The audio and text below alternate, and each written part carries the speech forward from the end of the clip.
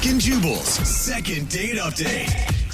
I'm very excited about today's second date update because normally when we do these, people meet online on an app, a dating website or whatever. I mean, hundreds of people meet that way and we talk to them all the time. But I don't think we've ever talked to anybody that runs like their own website. What? That a lot of people go to and actually met somebody that way. So it's kind of like a celebrity second date update today. Whoa. So we'll just get to it. Jennifer is on the phone for a second date update. And Jennifer, I'm honored to have a real life celebrity on the phone with us. Oh, cool. Thanks. Oh my God, Yeah. it's Jennifer. What's your Wow, website? guys, Jennifer's here. Who are you? Yeah. Good. How are you guys? Good. Good. Even better now that we have a real life celebrity on the phone. You know what? Honored. Some people might actually recognize your voice right now. I know none of us know who Really? you are, What? but go ahead and tell everybody what you do. Yeah, I run a website called PoutyBaby.com. Oh no. And so I make money by talking to mostly guys and some women in baby talk. For real? Oh my God, I can hear it. Is it a sexual thing? Like, why do they want you to talk in baby? What do you say? Well, it really depends on the client.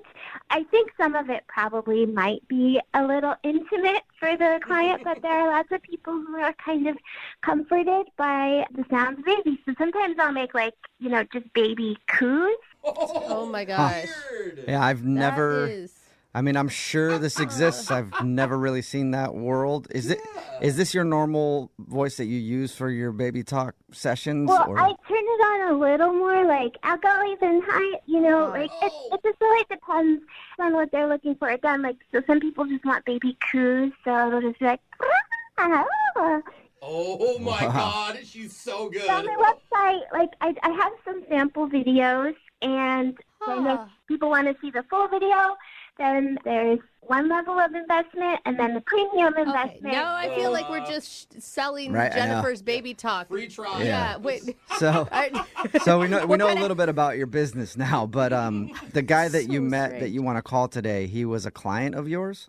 Yeah, so Clayton was a guy that I met, and we had several conversations, and he seemed really cute and adorable, and we kind of hit it off on a deeper level. And so I decided to take a risk, and I met him in person, which I never do. I am usually pretty strict about that boundary. I feel like that's a pretty big risk. Yeah. Yeah, it can be. I mean, why him? What made you trust him? Sometimes we would talk in not baby talk. And so our conversations were just really nice. And, sometimes you get a feeling about someone. So I decided to trust my gut. Oh my Okay. gosh. And this is not baby talk right now, right? No, this is just how I talk. Okay. Right. Okay. And so you went and met up with this dude. Yes. How was the date? It was great. We met at a coffee shop, and the conversation was just as good as it was during the sessions. But he did ask me to do the baby talk in the coffee shop, which I wasn't entirely comfortable with. Yeah. So we hung out a little more, and we went back to his car, and I did baby talk there because it was, a little more private. And there was a really lovely kiss at the end. Oh, so you guys kissed. Wait, what does he do when you're talking in baby talk? Does he just sit and listen? He smiles a lot. He'll kind of rub his hands together a little bit. And this doesn't freak you out? No, not with him. It was actually really nice to be able to do that with someone whose company I enjoy, who I like talking to. Okay, Okay, so- well, that's a positive. So you ended with a kiss and everything. And I'm sure if this guy, follows you online and pays for you to talk to him on your website, he was probably pretty pumped to be with you. Why do you think you're not getting a call back? Well, that's why I need you guys' help. He hasn't booked a session, and he also hasn't asked for another date. So I'm not really sure what happened, because he was a regular client, and I thought we hit it off. The kiss was really nice, so I'm a little lost. Do you think that he somehow misunderstood that, you were thinking it was a date and he was thinking it was a hangout to get some free baby talk from you? Oh, I didn't even think about that. I guess that's possible, but I felt something different with this guy, and so I don't know. I would like a definitive answer, because something just feels different. Okay. All right. Well, we'll play a song and then come back and we'll call him and see if we can get an answer for you in your second date update. Okay.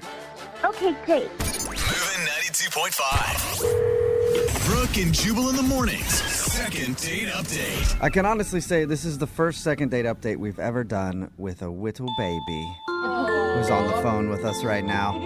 If you just tuned in, that might not make much sense, but don't worry, I'll explain.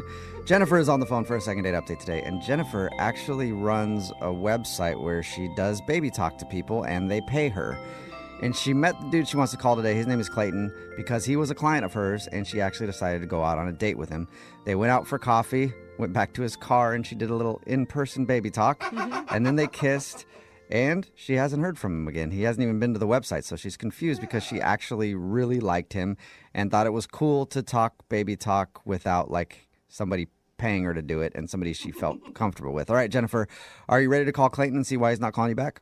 I think so. But one small favor, could you just say the name of my website again? It's pouty.com. Okay, baby. fine. Jennifer. .com. All right, but my more God. importantly, are you hoping to get a second date? Yes. All I right. feel like this whole thing is just a ploy so you can get free marketing from us. It might be. No, why would I do that? That's pretty mean of you to say to someone who's asking for your help. All right. I don't want to Well, hurt a baby's feelings, so you know. I apologize, Jennifer. It does sound a little suspect when you were like, can you say the name of my website? But whatever, I get it. You got a business. All right, well, anyway, we're going to call Clayton and see if we can figure out why he's not calling you back, okay? Okay. All right, here we go.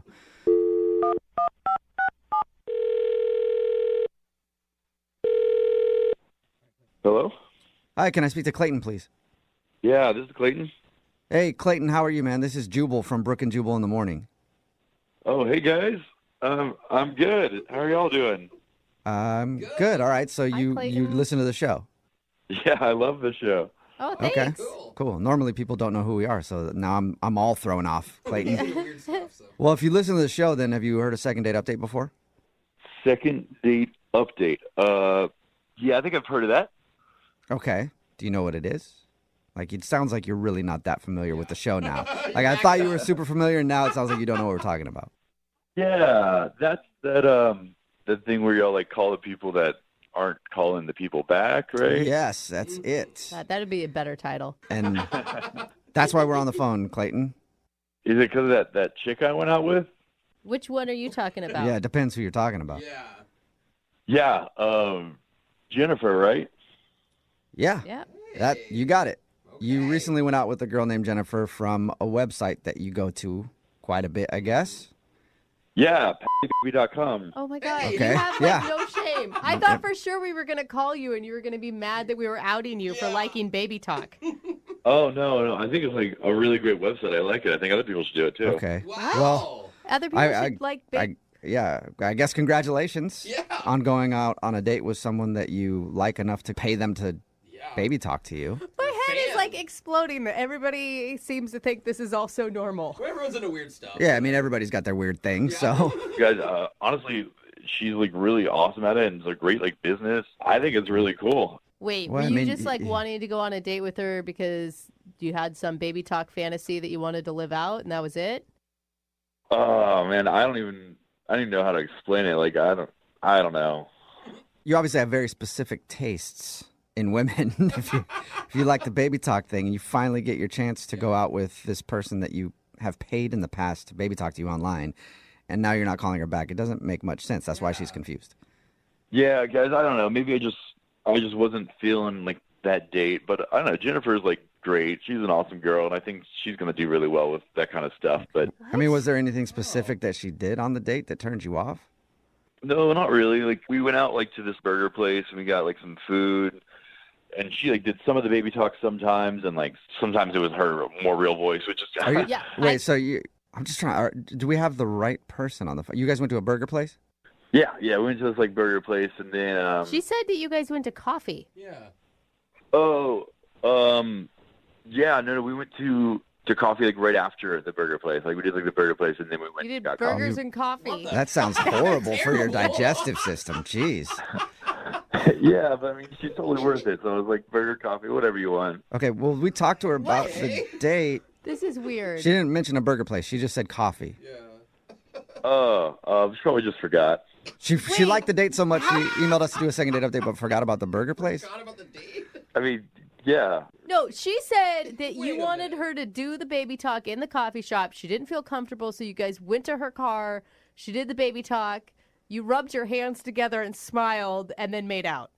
Yeah, I was just about to tell you guys about the car part. We're like after that. Okay. Hey, what is All right. happening? Yeah, it sounds like you went on a different date or something. Did you go on a date with another baby talk person maybe? That was also named Jennifer? Yeah, I don't know. No, it was definitely Jennifer. We did the burgers and I said the coffee and then the car stuff, right? Yeah. It sounds He's like you. asking All right, us. look. It sounds like you have no idea what date you were on. Yeah, Are dude. you lying? I feel like you're a big fat liar. Just tell us. What? Why would I be lying to you guys? I don't know, but it doesn't sound like you even remember your date with her. And it doesn't sound like you're a good liar either. Yeah. Because you called me. I don't. What do you? Okay, Come well, on. well, maybe she can help jog your memory then, because Jennifer is on the other line listening and wants to talk to you. Oh, Hi, shoot. Clayton. Jennifer. Hey, what's up? Well, I think you made a mistake about our day. I recall only going to the coffee shop and the car. Do you need help remembering? I mean, that was probably it. It was probably just the coffee Wait, shop. were you Wait, guys hold doing on a drugs second. on your date? Yeah. Were you high? No, I don't really do that. So, yeah, you said it was just the coffee shop, right? That's what you meant? Right. Yeah. Yep. Just this. Hold up a the second. coffee Are you coaching Clayton on what to say, Jennifer? Yeah. No, of course not. It's clear he doesn't remember the date we were on together. Right, but if he said he went to a Impossible. burger place and you're saying it in a way like it's almost like you're telling him what to say. No, guys, it's just like she was so like beautiful and fun. Like I just wasn't focusing on like the details. So Wait. you added details of going to a burger place. That doesn't make sense to me. Not, at It, all, not dude. only that, but it's like she was so beautiful and fun. You didn't realize that you weren't eating burgers, and you now don't want to call her back. I mean, I think I said the wrong thing. It's just the coffee shop. Yeah, we spent a long time at the coffee shop, so perhaps. Yeah, I can say this. Every time I'm at a coffee shop for more than like 20 minutes, I think it's a burger place. Yeah. Dude, Jennifer, this sounds like they're doing Yeah, something. this sounds like you guys are up to something. No. Jennifer, You almost said yes. Yeah. come Yeah. clean. This is It stupid. sounds like you guys are trying to rehearse something.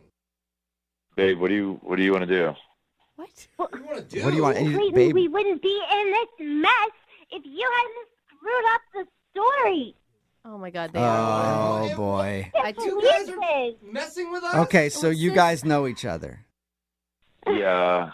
Yeah. you're Dude. babes to each other. We're married. Oh, married. What? Okay. what? So why are you doing the second date update then? I think I already might know the answer, but I want to hear it. Well, we were trying to get some free like advertising, some publicity for Uh, the website, some exposure.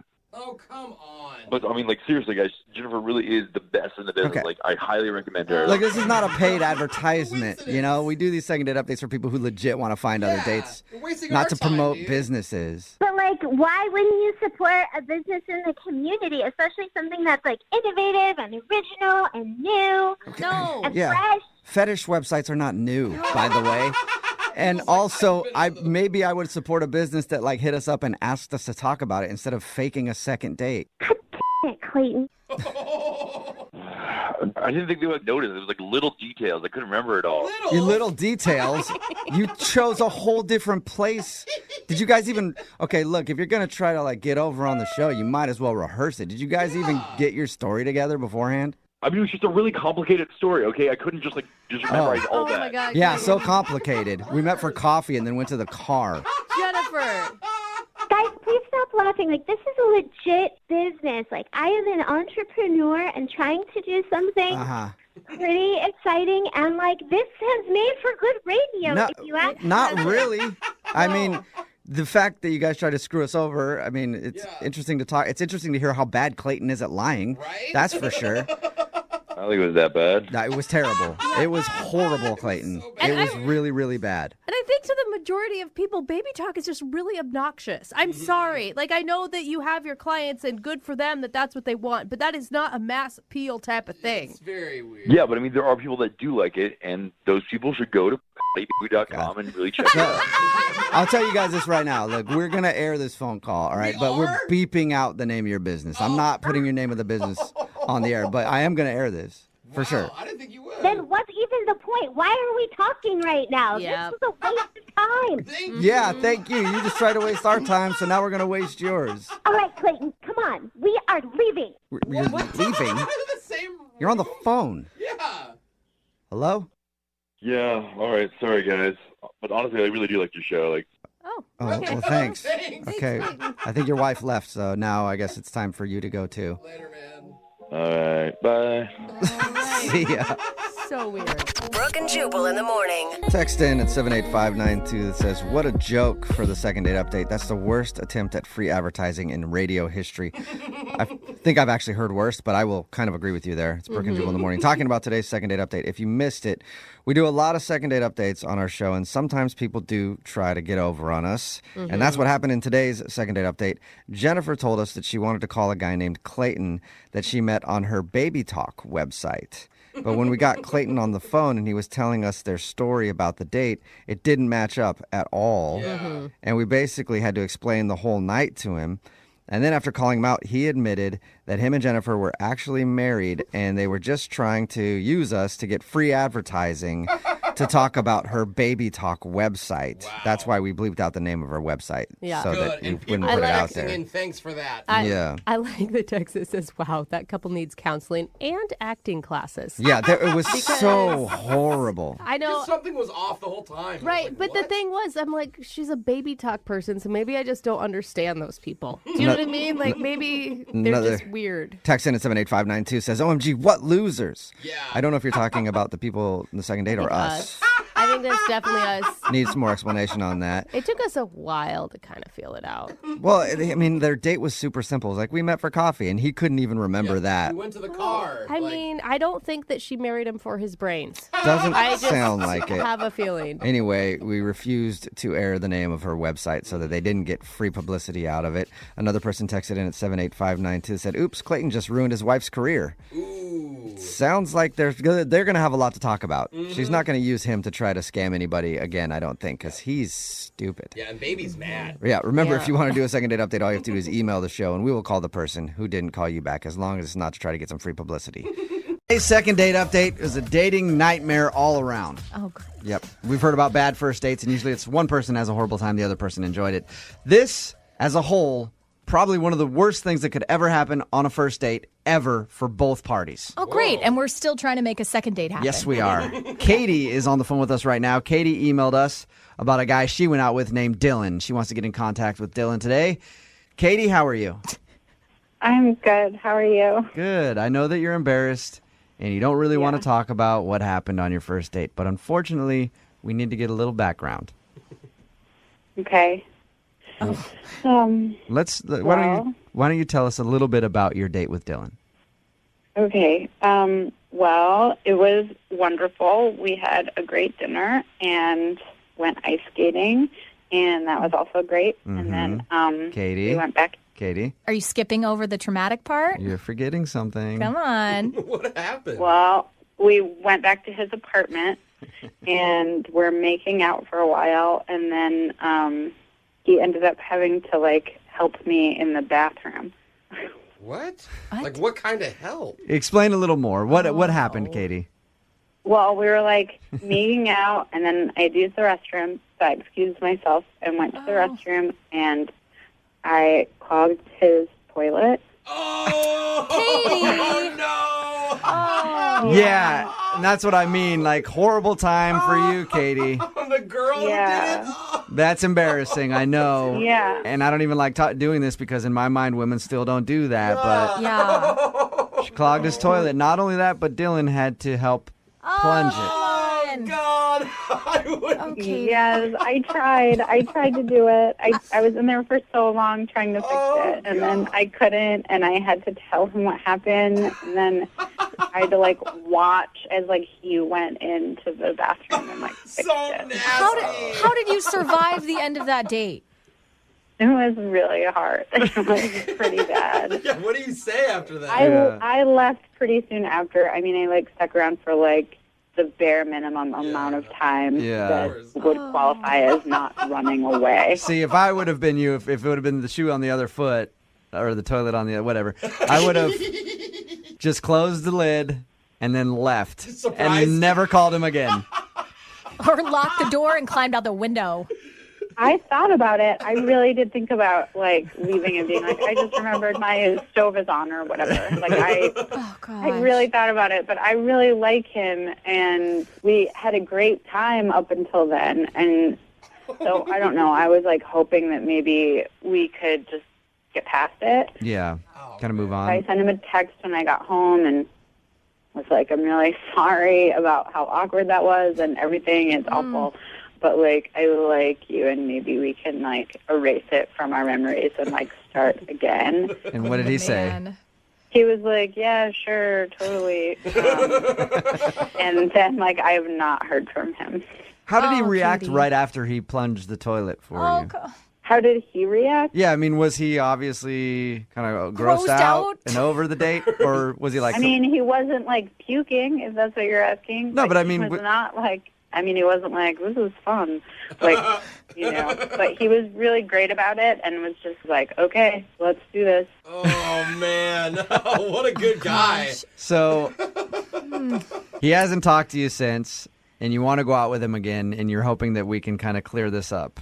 Yes. Because otherwise, I would really wish that I just, like, ran. You know what I mean? Yeah, yeah. I Okay. kind of put myself through the embarrassing situation in the hopes that we could go out again. But if we don't go out again, I really should have just climbed out the window. Oh, Katie. All right, well, we'll play a song, come back, call him, and get your second date update. Thank you. You're welcome. Hang on. Moving 92.5. Brooke and Jubal in the mornings. Second date update. We've had a lot of embarrassing second date updates. On a scale of 1 to 10, how embarrassing was Katie's first date with Dylan? Is there a number large enough? Infinity? God. So you'd say this is probably the most embarrassing first date we've heard so far? Yeah, and actually, Katie, I think you're very brave to even attempt to get a second date. Thanks. I'm really nervous about it. Thanks for the vote of confidence. At least you know the most embarrassing thing has already happened. Yeah, Katie is on the phone with us right now. If you're just joining us for the second date update, she wants us to call Dylan. They had a good time on their date, but something very, very embarrassing for both of them happened while they were making out. Katie excused herself to go to the bathroom. She did her thing, clogged his toilet. Couldn't fix it herself, so she had to swallow her pride, come out of the bathroom, and tell him, hey, I clogged your toilet. Can you fix it? And he did, but obviously he hasn't talked to her since.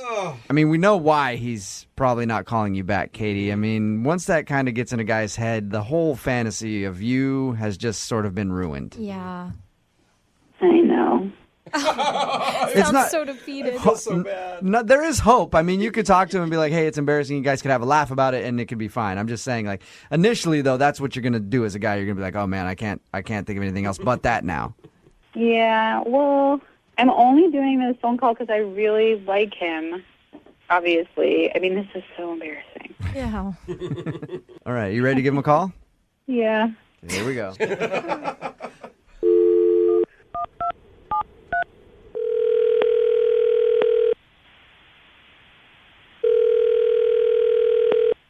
Hello?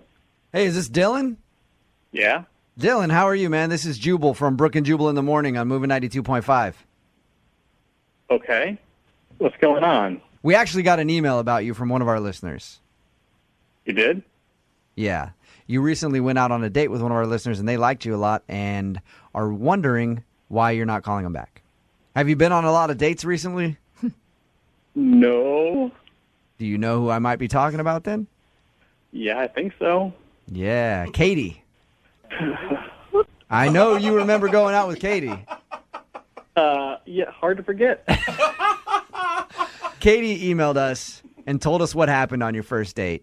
She says that you guys had a great time. Now, of course, the awkward thing happened where she clogged your toilet and you had to clean it up. That's never good on a date, ever. Yeah, she told you that? Okay. Mm-hmm.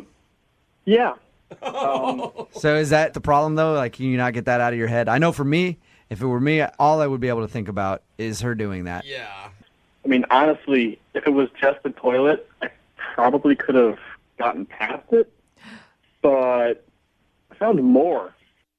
What? Ew, what are you talking about? Hopefully not the same. Yeah. What did you find more of? Gross.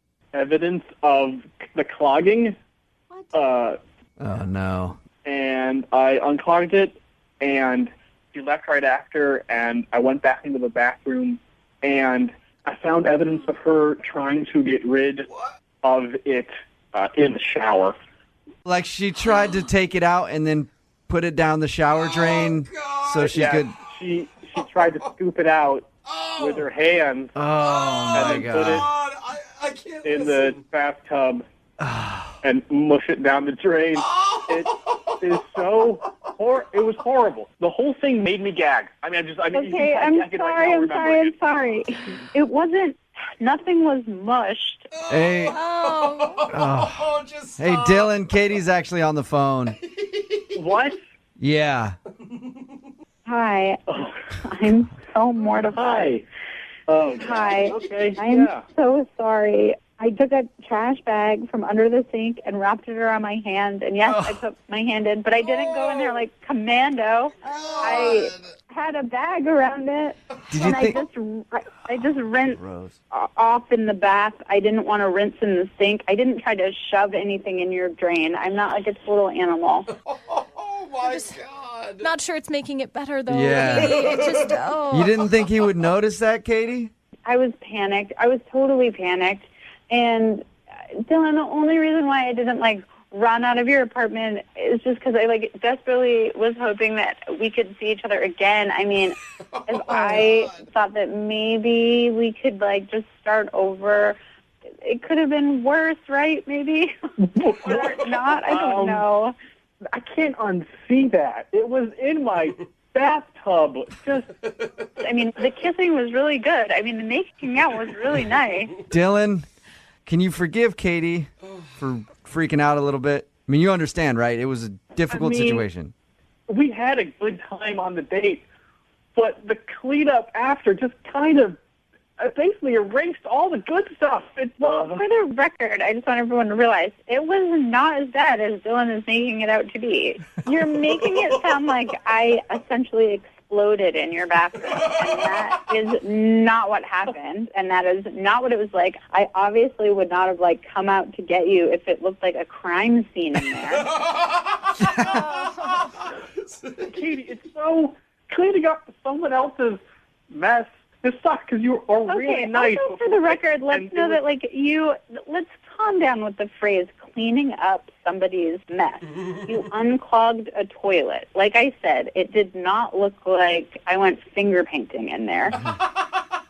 Yeah, but Katie, I don't think it was the toilet, though, that got him. It was the fact that you tried to dispose of the stuff. I didn't try. Let me just say that all that happened is I wrapped a trash bag around my hand, and I tried to use my hand as a plunger. Okay. Then I took the trash bag off and rinsed it in the bath. Oh, God. So, Dylan, she was just using her hand as a plunger. Doesn't that make it better for you? I mean, it's not as bad as you thought. I could have used your toothbrush. I mean, there are worse things. Oh, God. This isn't making it any better, guys. I just feel like, are we not allowed to have bodily function? That's what I look for in a woman. At least for the first 3 dates. Yeah. Dylan, I would not humiliate myself like this at your apartment or on the radio if I didn't really think that we were a good potential match. That is a really good point, Dylan. Yeah. She's brave. She went through a lot to try to show how much she likes you. I'll air any dirty laundry about myself that I can, but I don't even think I'd admit to what she just admitted to. And for the record, I go out on dates. Contrary to what this story might make you believe, I'm not a weird troll. I'm tall. I'm fit. You're regular? Okay. Dylan, would you like to go out on a second date with Katie? We will pay for it. Give it another shot. Later on, give it some time. You'll be able to laugh about it. Yeah. Try to go out with her. Come on. I can't get past it. Oh. I don't think I can do it. Oh, man. Things can't be unseen. Problems in relationships can't be unclogged. No plunger could help this second date out. No. All right. Brooke and Jubal in the morning. Brooke and Jubal's second date update.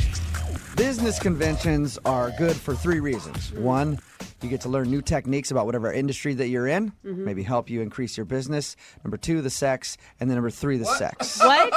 Those are the 3 reasons that business conventions are really, really good. What are you talking about? Anytime you meet somebody at a convention, you just assume you're probably going to be having sex with them. What are you in the porn industry? Like, No, what it's just- industry are you in? Everybody knows that about business conventions. It's like you're in town for one night, you're for the weekend, and you're just there, and you go and you learn whatever it is that you have to learn for the day. Then you go out drinking at night, and you usually probably hook up with somebody. All right, all right. And that's where James, who's on the phone today, he met the girl that he wants to call at a business convention. So I'm assuming that they slept together. Did you, James? We did not. Oh, Yeah, what are you doing, see? man? Come on, it's a convention girl. They're so easy. I guess I don't know if that's true yet. Oh, Yeah. okay. Is that the way it is? You know what? I haven't been to a business convention in a long time. So I was at a marketing company for like a couple years, and it was terrible. But that's what I remember always thinking every time I had to go to convention. I was like, I'm going to get lucky. Did you ever? By myself? Sure. But that's just, So there's no fact at all to what you're saying. are business conventions like what I think they are? You know, it's a lot of people. We're trapped in a space. You know, when you get out, I guess things could happen. It happened for me this time, but, you know. Why don't you tell us a little bit about the girl that you want to call today? Yeah, her name is Kira. We met at a convention. Really? I come in out of town. Interesting. You met at a convention? Odd. Yeah, Talking we about met at that. this convention. Shock, right? I come in from out of town every couple of weeks. That's where I met her, and we just kind of hit it off.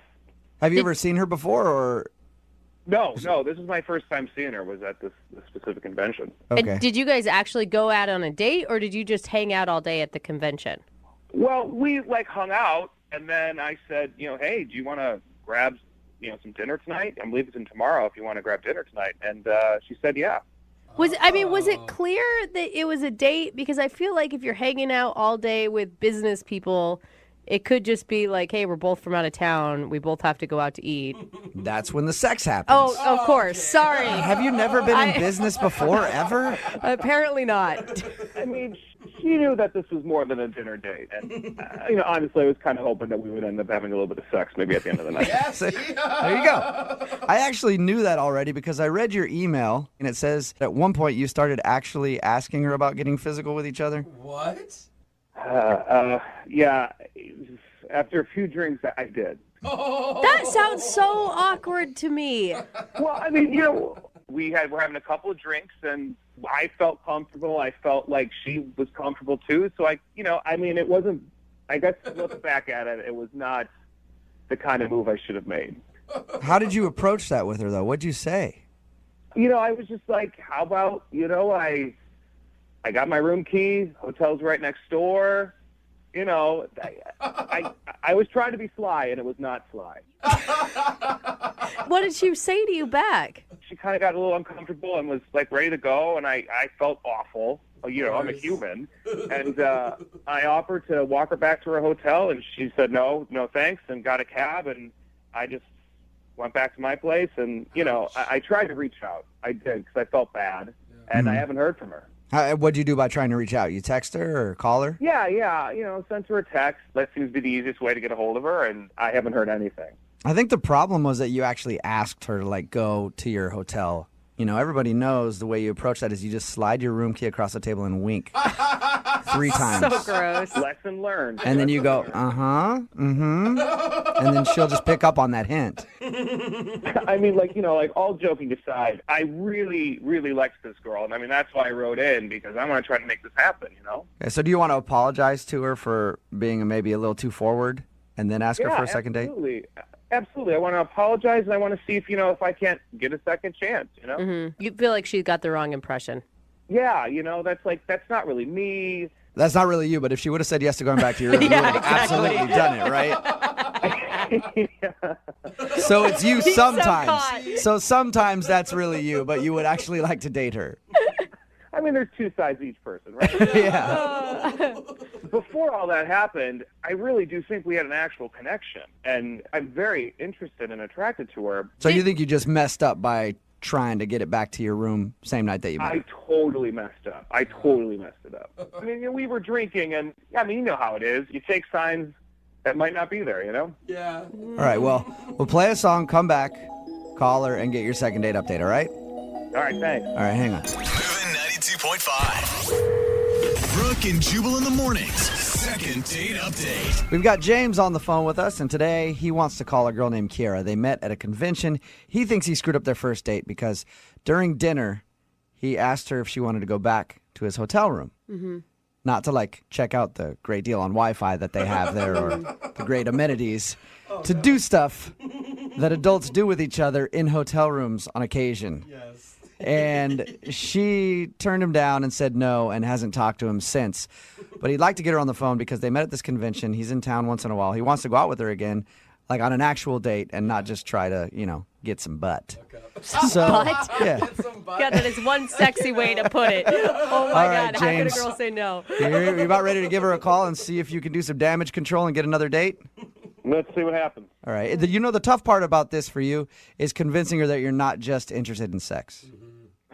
Right. Because you already went there, so how do you go back and be like, no, I promise that wasn't the only thing that I'm interested in. I would actually like to date you.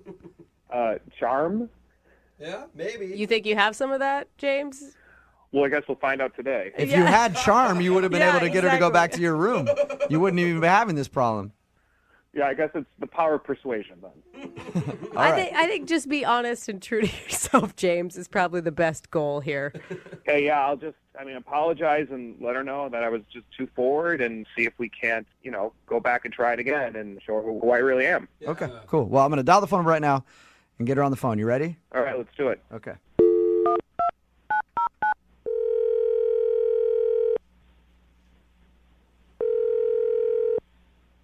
Hello? Hi, can I speak to Kiara, please? Speaking. Hi, Kiara. This is Jubal from Brooke and Jubal in the Morning. How are you? This is who?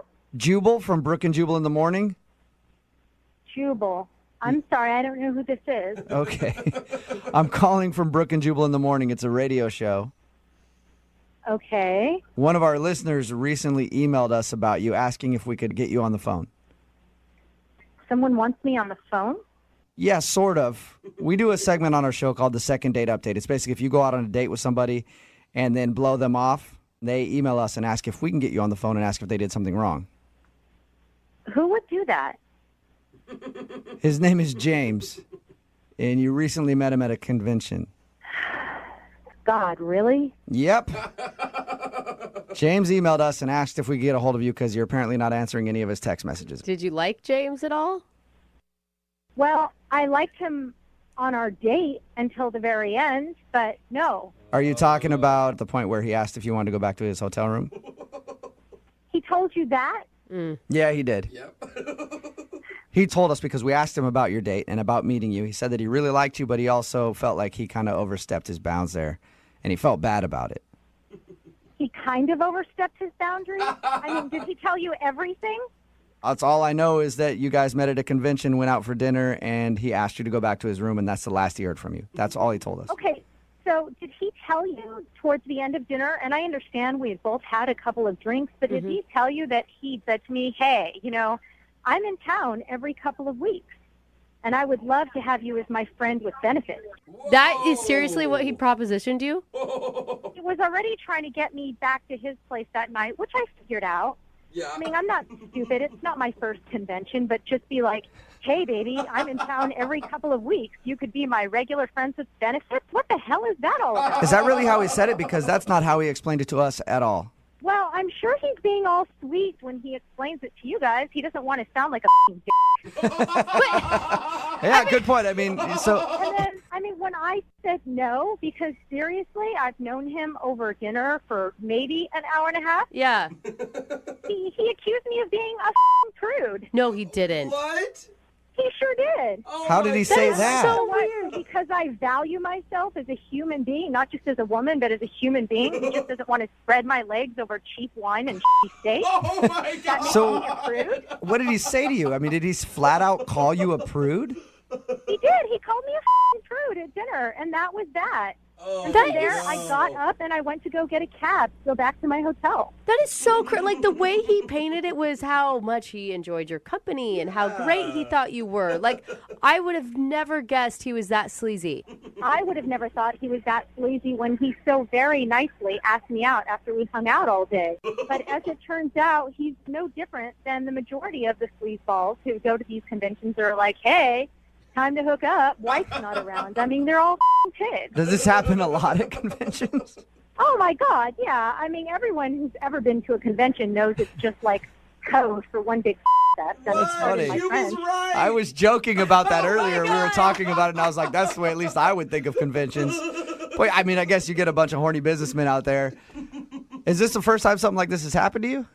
Actually, it is, because this is the first time I've ever said yes to going to dinner with anyone. Yeah. Normally, I just go, I do my thing, I hang out with whoever's there, and I just go back to my hotel room and go to bed. Yeah. So Dude. he told us that he tried to text you after your date. Oh, Hey. yeah, he sure did. Oh. Did he What not did he just say? apologize in his text? No. I mean, he did. He's like, listen, I'm sorry if things got out of hand. And I wrote him back. I'm like, just don't contact me ever again. And then the guy has the balls to say, well, you don't know what you're missing with this d-. And I'm like, what? That's so He really gross. said that to you? He really, I still have the text message. Wow. my he gosh, he, that is he so- left all of that out. It didn't, from his side of the story, it sounds like he was very sweet to you after, like, I really apologize for asking you to go back to my room. That was so wrong of me. Mm-hmm. Wouldn't you love to just kind of talk to him about it, though? Actually, I really wouldn't like to talk to him about it. I hope I never talk to him or see him again Oh, at all. that's a shame, because he's on the phone listening right now. He wants to talk to you. What? Yeah. Kira, don't you think you're like over-exaggerating this? No, I seriously am not over-exaggerating. I have those text messages that you sent me, and you're like a foul, crass pig, and I don't want All right, to talk to you anymore. Kira, please, just hang on 1 second, all right? I apologize for those text messages, and, it isn't really me, but, I mean, at the same time, we were both drinking a lot. I don't remember sending you that text message. I remember apologizing, but I don't remember saying anything about my I wouldn't do that. I thought it was just another piece of proof of what a disgusting pig that you are, that I saved it, showed it to all the women that I know that are going to the convention in a week to make sure that they didn't as much as even say hello to you. That's so awesome. But you know what? You were the one that went out with me. Didn't you just say that you knew that's what these conventions were all about, and yet you came out to dinner with me? You can't place this all on me. What? I went out to dinner with you. I didn't go back to your hotel room with you and then suddenly become a prude. There's a big difference, honey. Learn it. Well, but here's the deal. You got me going. We were there together, and then all of a sudden you're going to walk away? That sounds like a prude to me. What? We were drinking. You were flirting. You were trying to get me going, and you got me going. Oh my gosh! Oh, James, that's so gross. why do you have to say it like that? Stop! It's true. You did it to me. You got me there. Oh, my God. Seriously, you guys, I'm so sick of this guy. He's a pig. If you can't tell that, all of you are delusional. No, No, I I- don't think anybody doubts that. Everybody's on your side with this one, Kira. Once I heard the phrase "got me going" Oh, God. a few times in there, So I'm on board.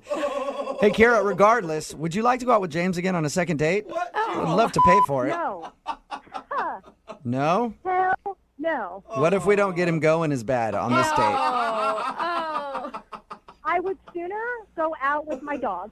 Yeah, whatever, you prude. You need to learn how to throw your signals out.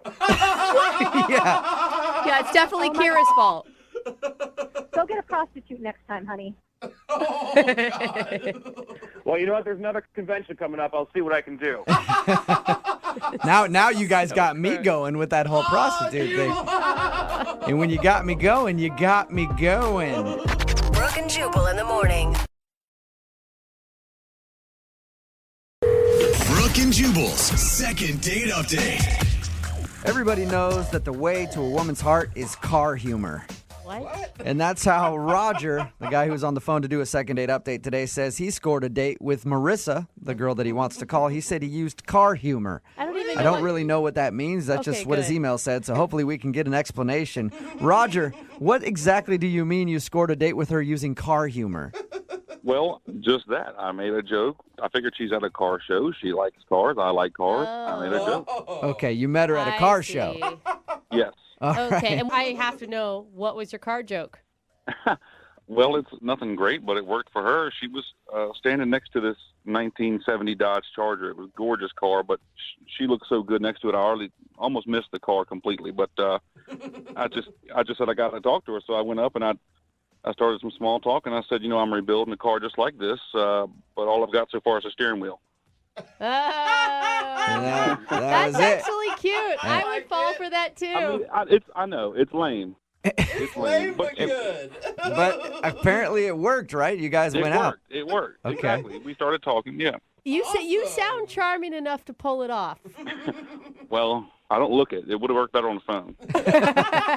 So is the date that you want to talk about at the car show, or did you guys end up actually going out? No, yeah, the car show went great. The actual date was that weekend at a concert we went to. Oh, you even took her to a show? I did. She was down. She said she wanted to go to a show with me. Okay. And how did the show go? It went great at first, but I have to be honest. I showed up at her house on my bike, of course. Wait a minute. Did you say on your bike? Yes. Like a motorcycle? No, bicycle.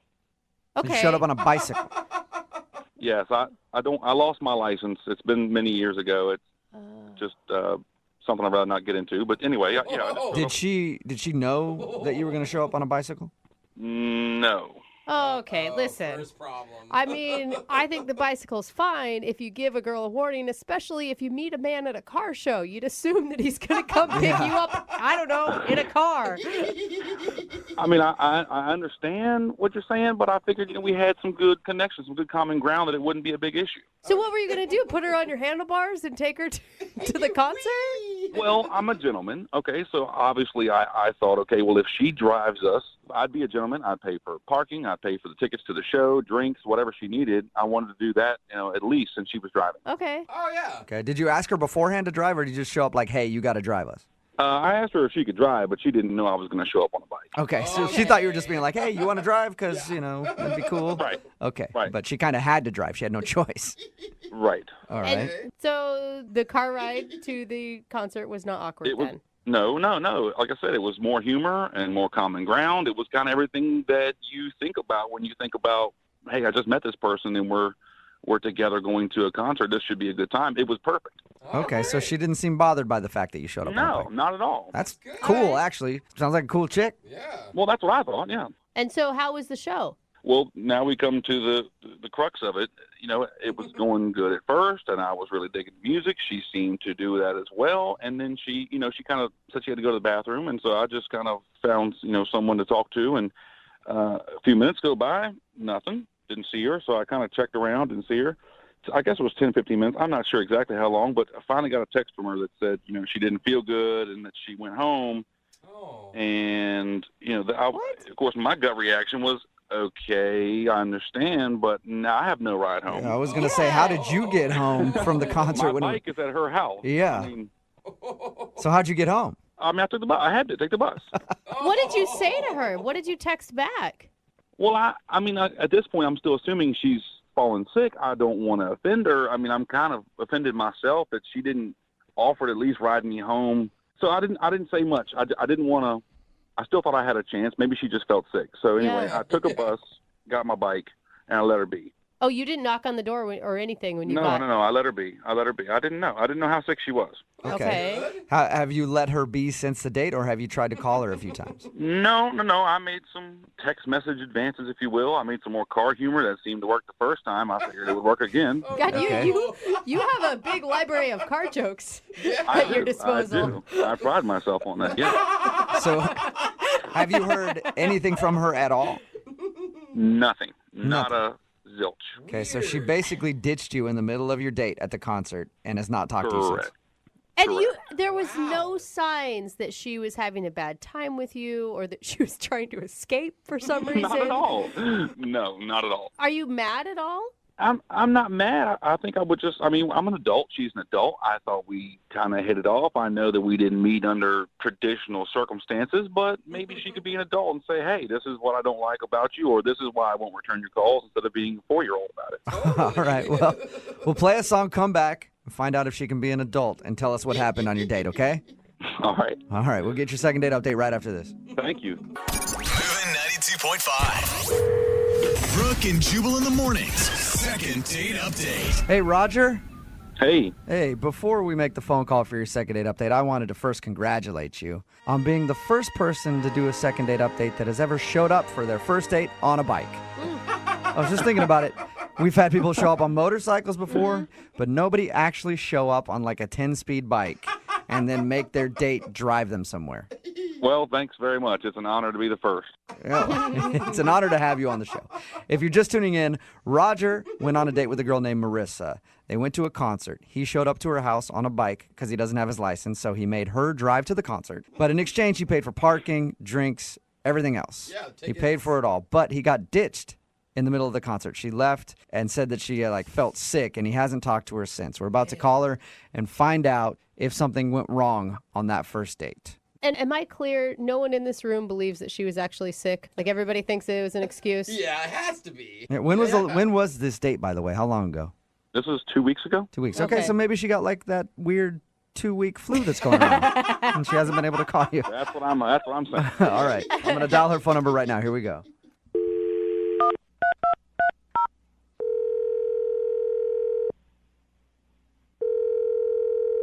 Hello? Hi, is this Marissa? Yeah, speaking. Hi, Marissa. My name is Jubal from Brooke and Jubal in the Morning. Seriously? Yes. How are you? Yeah, I know you guys. You do? Oh, awesome. How you doing? I'm doing pretty good. Nice. How about you? Good. Nice to meet you. You as well. Have any idea why I might be calling you today? Well, I guess there's probably a lot of reasons you could be calling. Well, I'm calling you today because somebody emailed us for a second date update. Oh, my God. Have you heard second date updates before? Oh, yeah, totally. I listen to them all the time. Never thought that I would be on it, though. Congratulations. How many dates have you been on in the last, 2 weeks? 2. 2, okay. And of those 2, was one of them named Roger? Yes. All right. Well, Roger would be the one that emailed us for a second date update. Yep, I bet he did. Oh, really? He told us that you ditched him he said that you said you got sick, but we're all assuming that you ditched him in the middle of a concert. Yeah, was it that subtle? Dude, that's not cool. You were his ride, man. You can't just leave somebody stranded. Yeah. I know, I'm usually a good person, but, this was bad, you guys. I don't know what he told you, but I would love to tell you the true story.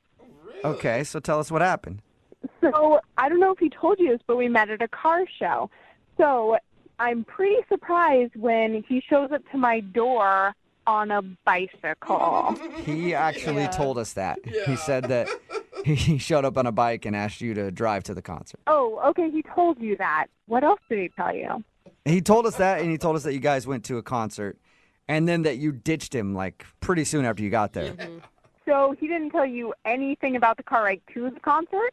No, nothing. Are you serious? He didn't say anything about the car ride and what he told me? No, he didn't. He actually said that you guys had a nice conversation on the way there. Yeah. Well, we have very different definitions of a nice conversation. So what happened in the car then? So we're in the car and we're driving, and he was talking about how expensive drinks at the concert were. So he wanted to stop at a liquor store on the way and pick up a 6-pack and have me smuggle it in my purse into the concert. And you weren't down with that? No, I said no. I didn't want to get caught and kicked out of the concert. Yeah. And beyond that, when I told him no, he called me a wet blanket. You do sound a little straight-laced when you're so adamant against smuggling beer in. Well, Well, you just meet someone, and let's be honest, it was not a small venue. Like, I've been there before. They check purses. I knew it wasn't going to work. What's the point? So he insulted you after, like, geez, just trying to save some money on beer, you wet blanket. Yeah, totally. But it's almost like, like I'm driving. I'm trying to go with the flow of the night. We're going to go to a concert, and it's cool. So I'm trying to, be open and brush it off a little bit. Yeah. But then we get into the concert, and, it's about 15 minutes into the show. Things haven't really built up yet. And he tries to pick me up and crowd surf me, hand me off to another person. What? Yeah. No one else is doing this yet. I just met this guy. He doesn't know me. It's not like I was like, do it, Help me. I'm trying to picture this. So he just got behind you and tried to lift you up? And then hand you off? Yeah, I was like, what are you doing? I freaked out. Who crowd surfs anymore anyway? I don't know. Is crowd surfing still a thing? I think so. Still at that point, I was a little annoyed, but I was, trying to let it go. And then the final straw comes, right? Uh-oh. So he tries to get me to flash the band. No! What? Yeah. No way! Did you say to flash them? Yeah. What did he say to you? He was like, hey, show the band your Are you serious? Why? He kept telling me it would be hilarious if I showed the band my boobs. I was like, yeah, okay, I'm gonna fall for that one. Thanks, buddy. Is that when you left? Yes. I said I had to go to the bathroom, and I just went straight for the exit. I thought about, calling a friend, getting a second opinion, but no, I was just out of there. Oh, my gosh. He sounded so charming and lovable when we talked to him. Yeah. I'm, shocked by this information. Yeah, he sounded that way at the car show to me, too, but, Dr. Jekyll, Mr. Hyde, man. Show me your boobs!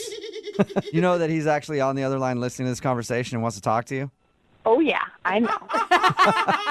Okay, you do know the second date updates. Roger? Yeah, hey. Hey, man. Marissa, really? Did it take this to discuss it with you? Let's go over this. So what was the first turn off for you? Icicle and me driving. Oh, my gosh. Okay, all right. So I have a troubled past. I feel like you were a grown up, you were an adult. Maybe you understand. Hey, I'm moving on. Oh. Wait, I don't want to talk about it. you're talking about adulthood when you're the one that's telling her to show the band her boobs? Okay, Good well, point. on that particular note, I thought it would be cool that if she showed the band her boobs, then we could maybe get a backstage pass. I would really impress Marissa. It would bring us Okay, but that's not impressing me if I'm the one doing the work. It's the same thing as smuggling the It's six a collective. pack in. Okay, It's a you date, paid Marissa. It's a $8 collective for effort. beer, but I have to put my life on the line for going into the show or not. It's not putting your life on the line. It's having a little fun, Marissa. You need to lighten up a little bit, live a little bit. You smuggling beer. Everybody smuggles beer. Put it in your purse, your socks. I don't care, your hoodie. Okay, maybe that was an overstatement, but come on, man. You've never been to that venue before? They were checking everything. It was just a stupid idea. Marissa, do you even hear what you're saying? You're talking like somebody who doesn't know how to experience life to the fullest. You're going to stay there Okay, if you don't lighten up. Maybe your definition of living life to the fullest and mine are a little bit different. And why wouldn't you be? You have socks. You could smuggle beer yourself. Why does she have to do it? She's a gorgeous female. She can get away with a lot more than I can. Oh, my God. Okay, thank you for the compliment. I appreciate that. But, beer aside, there were so many other things wrong with the date. Marissa, I just feel like if you loosen up, live a little bit, have a little fun, we could have another date and we could have a good time. I just feel like you were too tight-laced. It's her fault. Now it's her fault, yeah. It's her fault. She was sticking God, away. show him some nipple, Marissa. What's your problem? Objectify Exactly. yourself a little Thank bit for some backstage passes. Amen. I was being sarcastic. Listen, if I'm really that boring, why do you want to go out on a date with me again? Because you're at a car show. Most girls don't go to car shows. So, boom, right there, you're my material. Oh, my God. Yeah, and I thought you were my material, too, but you don't even own a car. But he's got car ouch. jokes for days. I have a car, Marissa. It's a nice car. I just can't drive it, okay? Well, Marissa, would you like to go out with Roger again? We will pay for a second date. Pay for the Uber. No, I'm not up to being told how boring I am for another date. Oh. probably a good call. Marissa, if you had done the things I told you to, you would have had the time of your life. It wouldn't have been boring at all. Sorry, my definition of fun just isn't crowd surfing and showing my boobs to strangers. Yeah, you know what? You do sound a little boring, Marissa, I gotta say. Yeah. Sorry, Roger. No second date, man. Come on. Marissa, thank you for listening, and thank you for telling us what happened on your date. I appreciate it. Oh, my pleasure. Sounds like it. Roger, good luck in the future. I'm sure you'll be able to find a nice lady who will let you show her boobs to strangers. Exactly. That's what we need more of in this country. Oh, my God. Yeah, what else are boobs Support you good 100%. Brooke and Jubal in the morning. Text in at 78592 says, I'll go out with Roger. I have a 6-pack of beer in my purse right now, and I'll flash anybody.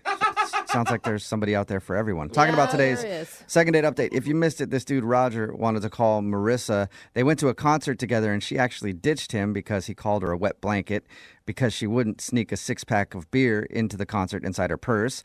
Then he tried to pick her up and make her crowd surf. She wasn't into that. And then the final straw was when he told her to flash the band because he thought it would be funny, and then she just left. Yeah. And when we got her on the phone, they talked about it, and he still thought that she was being way too uptight. Wow. And she just did not want to go out with Roger again. And he just sounds like a guy that never stops. Yeah, he sounds annoying. Yeah. Remember, if you want to do a second date update, just email the show, and we will call the person who didn't call you back.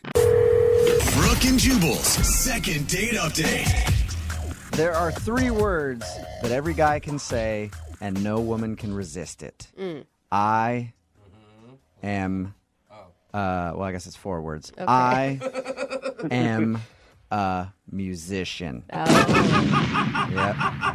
Hear that sound right there? That's the sound of thousands of panties hitting the ground as soon as I said it. And that's what Lance is. Lance is apparently a musician. Okay, stop it, ladies. Right. Stop it. We can hear you. Lance, what's up, dude? How are you? I'm doing all right. How are you guys? I'm good. I read your email about the date that you went on. The girl's name is Eliza? Yes, sir. Okay, and your email said that you invited her to a show. I did.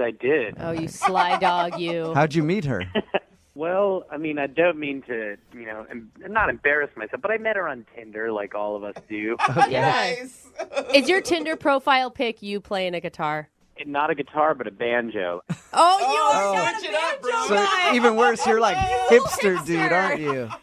Hey, man, if I got a couple of plaids in my closet, it's not my fault. All right. So you met her on Tinder, and you guys started talking on Tinder. How long before you guys actually went out?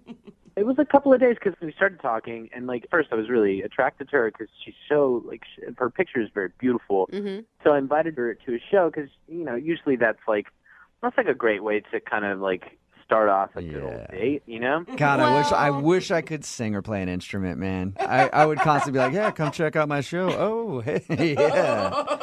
Exactly. Well, I mean, it's easier that way because it's something I'm comfortable doing, instead of acting trying to make conversation. At least I can do something that, I'm passionate about. But how much time do you have at a show to actually get to know someone and go on a date with them? I feel like that's just you inviting her to show off. Yeah, right? Usually before my set, basically we got a drink before I went on. Okay. And we got to talking because it's the lull before the show actually happens. So we had some time to get to know each other. After you were done with the drink before you went to perform, did you say, Daddy's got to work, I'll be right back?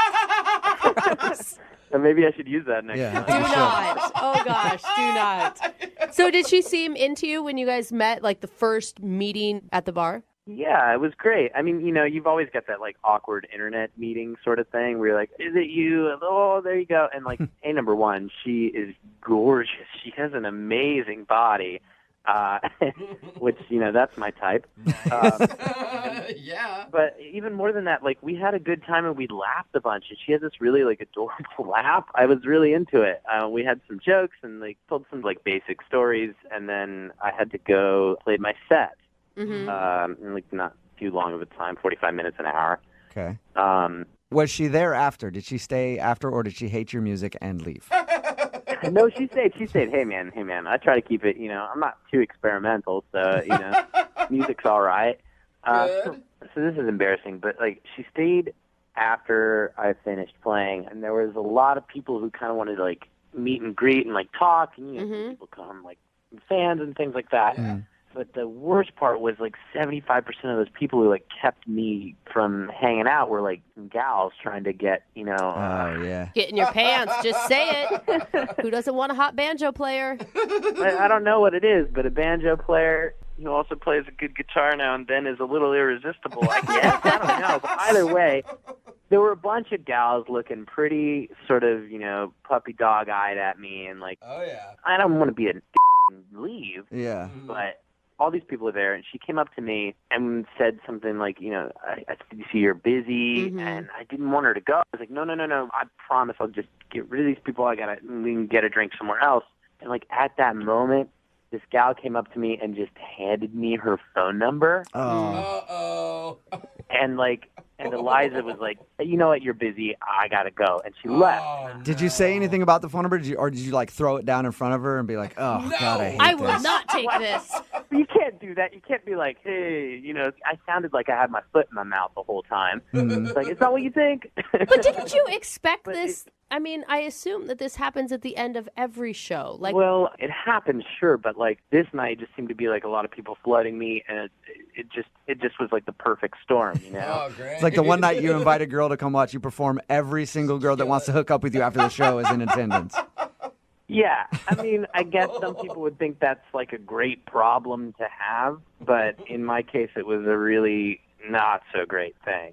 I will say, I mean, I think musicians are hot and everything, and especially for one-night stands. But if I was looking for a relationship with a person, I would be tentative. I mean, you guys have a stereotype of not being super faithful, and there's a reason for it. Totally. I totally get that. But really, that's not my vibe. I want to meet someone that's like, we can have a really cool thing together and like have a relationship. And I know there's like the stereotype of like the rock star who's knocking boots with everyone in the audience. But I wanted to kind of introduce her to the stuff that I'm really passionate about, and like maybe that would lead into something else. So you want to tell her that the only boots you want to knock are hers.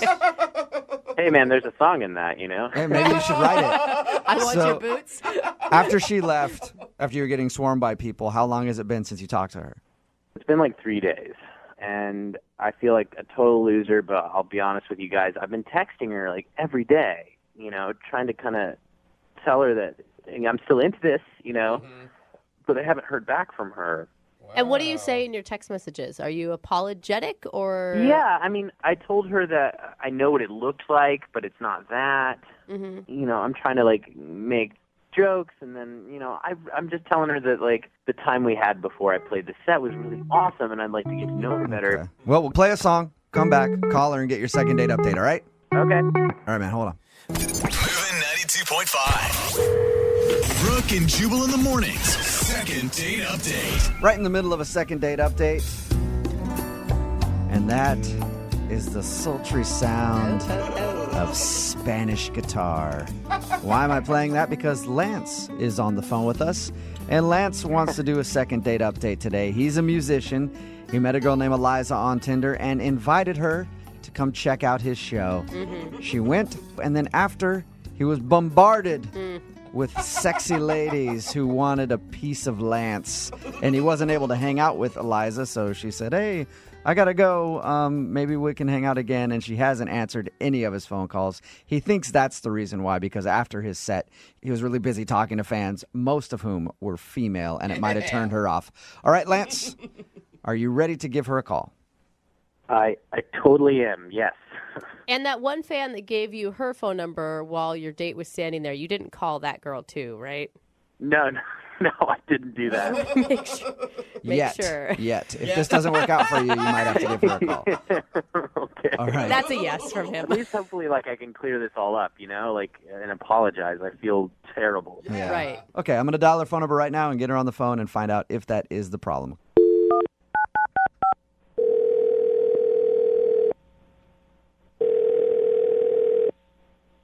Hello. Hi, is Eliza there? This is. Hey, Eliza, how are you? This is Jubal from Brooke and Jubal in the Morning. Okay.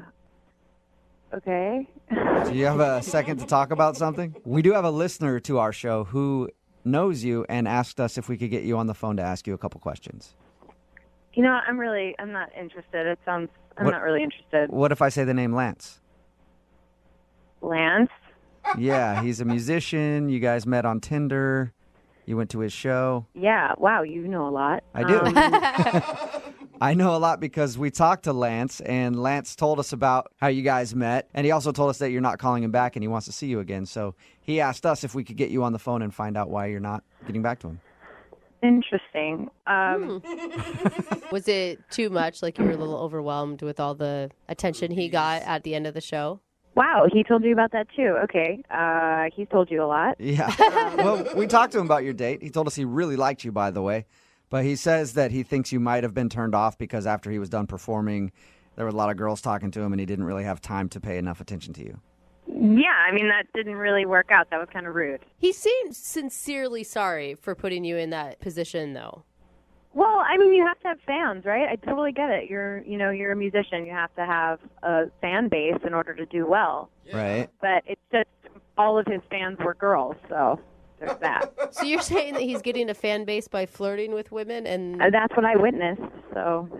You don't think they just liked him because of his music?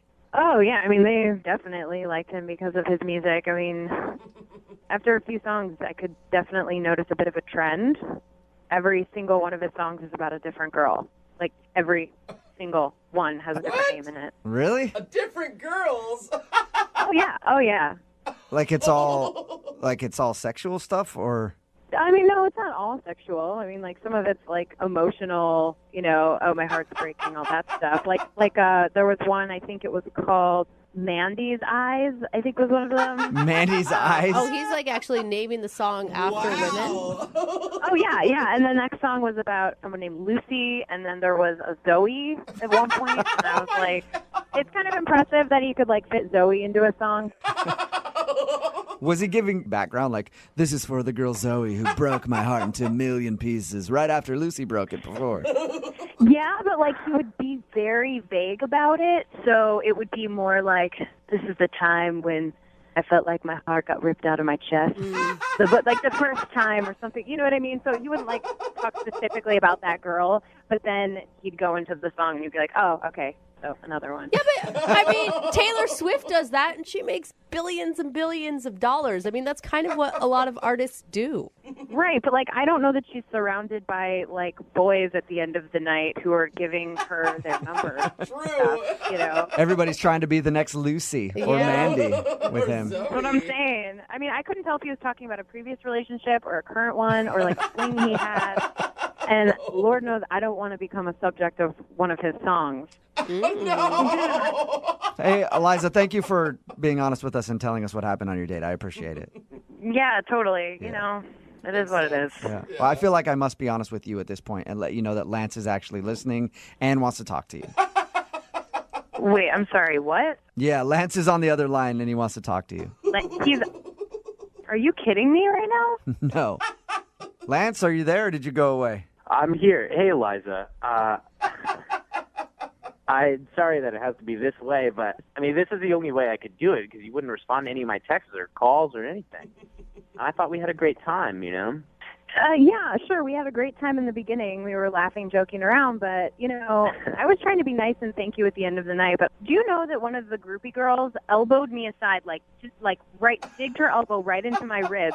And I'm not joking you when I tell you she said, back off, honey. I'm getting into Lance's pants tonight. Way to go. Wow, Lance. I kind of want to high five him for some reason. Nice, dude. I'm sorry, Eliza. Well, that doesn't, okay, number one, doesn't happen very often like that. It just seemed like a perfect storm. And two, I didn't get into anybody's pants that night. I went and had a milkshake by myself, and then I went home. Oh, a typical artist, something an artist would say. I mean, that's fine. Good for you. I'm not, you could have got laid probably like 50 times that night if you wanted to. So it's not. If I wanted to, but I didn't. I really thought we had a great time before, and I'm sorry that it had to happen that way. And I know it looked really terrible. I know that it looked really stupid. And, I can only imagine that you felt, how you felt, and you left. But I just wanted to have another chance and show you that, A, that's not what happens all the time, and, two, I think we could have something cool and special, and I'd just like another chance. Lance, come on. Every single one of your song references a different girl you've been with. Who is Backdoor Jen? by the way? Backdoor Jen? That sounds like a song we all want to hear. Well, hold on. Backdoor Jen? That song is a total joke. That song is a joke song, and if you've been to, like... I mean, it's how like is it supposed to know it was a joke? Every single song you sang had a different girl's name in it. Every single one. It wasn't just the groupie situation that turned me off. That was the icing on the cake. It was the song.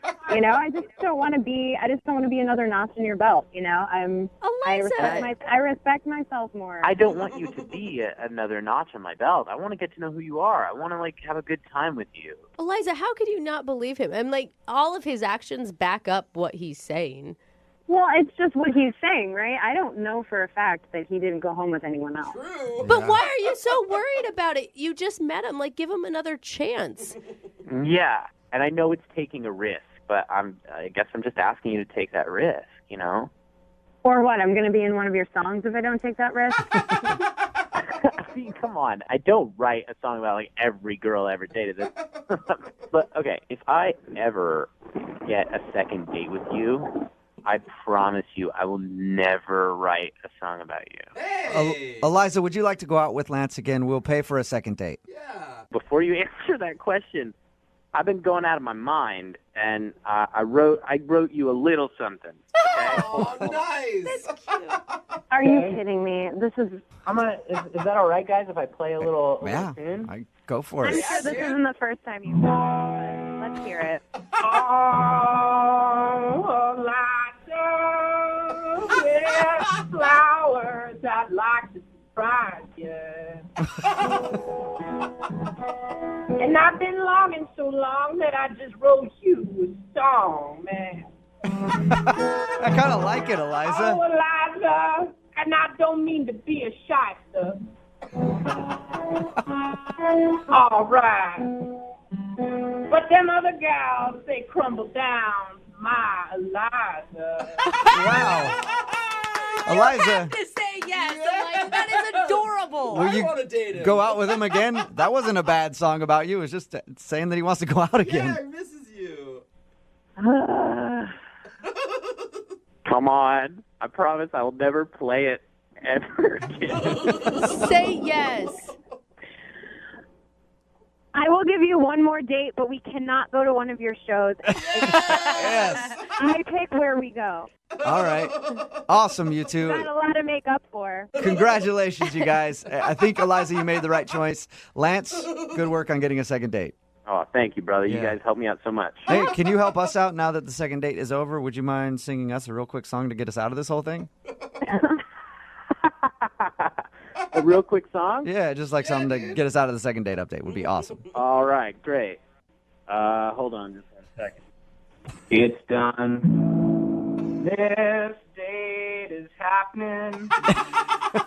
Thank you, Brooke and Jubal. We got ourselves a second date, and that's all right, so thanks. Yeah. I love it. Brooke and Jubal in the morning. Text in at 78592 says, I think you guys just talked to the male Taylor Swift. Talking about today's second date update, this guy named Lance, who's a guitar player and a musician, wanted to call a girl named Eliza. Their first date was at one of his shows. He said, come check out my show. And she was there and she watched it. And he said after the show, a lot of girls approached him like they always do because apparently he's hot and he can sing. Yeah. So women so seem jealous. to like that. I am I know, very, he's, like, very bitter. jealous. Whatever. we Very get jealous it. of me. Yeah, all right, fine. Yeah, you're sexy and you can sing and whatever. But she didn't want to call him back because apparently all of his songs are about other women. And their titles are even women's names. Yeah. I Like, mean, it's come one on. thing to sing about love in general, but Yeah. very specific. so like she love was songs. scared she would be the subject of one of his songs. Yeah. And But she she didn't also- want to date him. Probably wants it a little bit. Yeah. I Yeah. mean, like, you don't want to be a song subject, but on the other hand, that'd be kind of cool. That's how it works. It's me and Jubal, I take girls to comedy shows, and afterwards we always do meet and greets, and it kind of backfires. Like, girls are like, oh my God, you talked to all these girls, and they're like, but I'm going home with you. Yeah. Like, they like that. Or they're like, I hope you never write a joke about me when you date them. And they're like, so did you talk about me on stage? Yeah, right? All right. God, you guys He have- ended up actually getting a second date, though, because he sang her a song Yeah. in the second date update.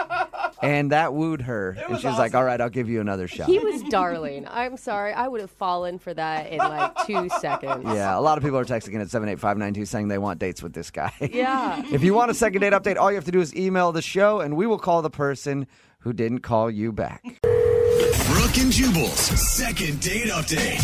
All right, it's time for another second date update. It doesn't even have to be one date. It could be like a bunch of dates. Just if somebody blows you off, send us an email because we want to call them and ask why. And make things awkward. Yeah. We'll stalk him for you. Absolutely. We've got Allison on the phone today. Allison emailed us about a guy named John. Hi, Allison.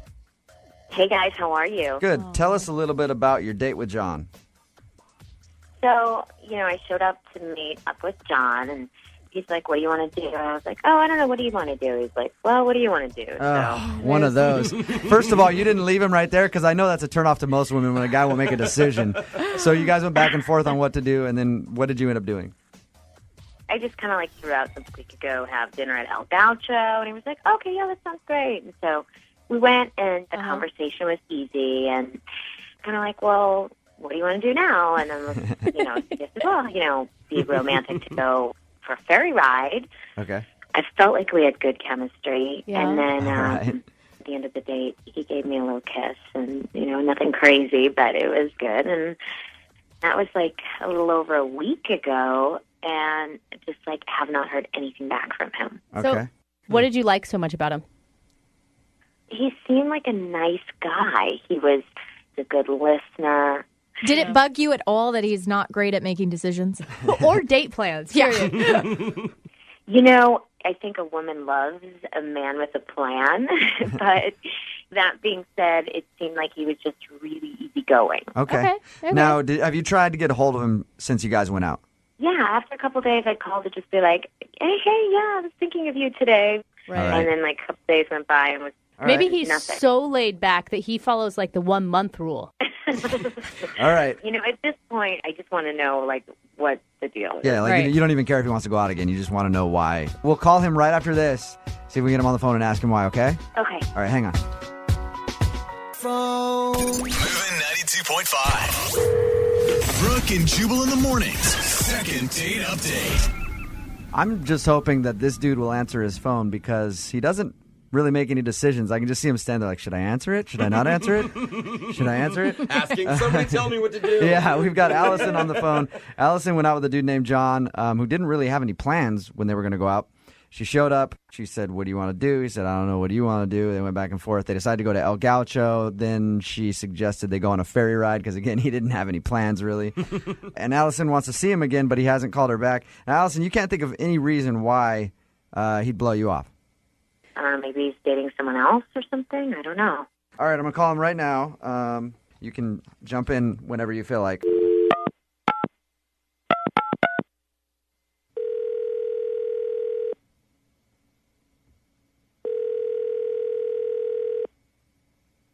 Hello? Hey, can I speak to John, please? Yeah, this is John. John, how are you, man? This is Jubal from Brooke and Jubal in the morning. I'm moving 92.5. You got a second? What? It's Brooke, Jubal, Jose, and Lydia. Are you familiar with our show at all? I'm not really, no. We do the morning show on Moving 92.5 here, and we wanted to call and talk to you about a mutual friend of ours. Okay. Her name is Allison, and you guys recently went out on a date. Do you know what I'm talking about? Yeah. I'm sorry. Who is this again? Yeah. It's okay, John. It's confusing. Yeah. It's a thing we do on our show called Second Date Update. When someone goes out on a date with someone and they don't hear back, we call and ask what happened. I feel weird talking about that. I know you do. But honestly, man, she emailed us to ask you why. So any answer you give us is going to be good with her. She just wants to know what the deal is. Well, I didn't have any idea going into it. I kind of let her call all the shots. She said that, she didn't say it in these words, but we said it for her, that you were very indecisive about what to do on your date. Well, I don't think it was that I was indecisive. I just wanted her to have fun. I wanted her to pick what she wanted to do. Okay. So I kind of left it up to her. Okay. So why did you kissed her at the end of the night? Why didn't you call her back? It was, okay, she picked the restaurant, right? Right. Yeah. You guys know El Gaucho? You know that restaurant? Yes. Yep. Expensive. Very expensive. Mhm. Yeah. The bill was over $300. Yeah. Okay. Ooh. Nice. It is very pricey. I would like to go on a date with you. And then she said that you guys went on a ferry ride. Yeah, which was even more money, and there was money for parking, and it was. Are you saying that you think that she's too high priced for you? I don't know if I would say it in those words, but if that was our first date, I can't afford this girl. You All let right. her pick. Yeah, normally I would agree with you and say like, wow, that's a really big first date that, if that's what she absolutely said she had to have, but you couldn't decide, so she just threw out a suggestion. Isn't that right, Allison? Yeah. John, Allison's on the phone if you haven't been able to figure that out. I'm hearing that. He's like, God, why couldn't you have picked Belltown Pizza? It's right there, too. John, when you were uncomfortable the first time going to this place, did you speak up? Did you say anything? Well, no. I mean, I left it up to her, so that seemed to be what she wanted. So I went with it. Allison, do you have very expensive taste? Would you say that that's you, or has he got you pegged wrong?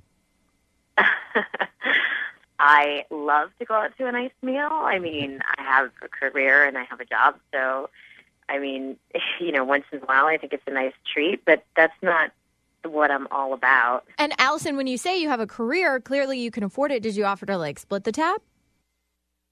Yeah, I mean, I made a reach for the bill.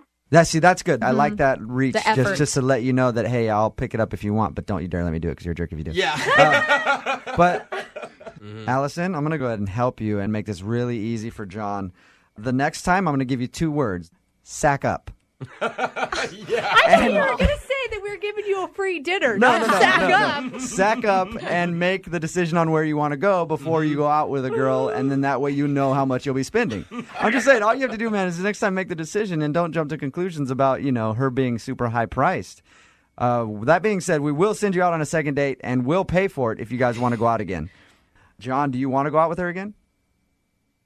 Yeah, I would love to. Yeah, because the second 2 words were free dinner. Yeah, exactly. Allison, do you want to go out with John again? Yeah.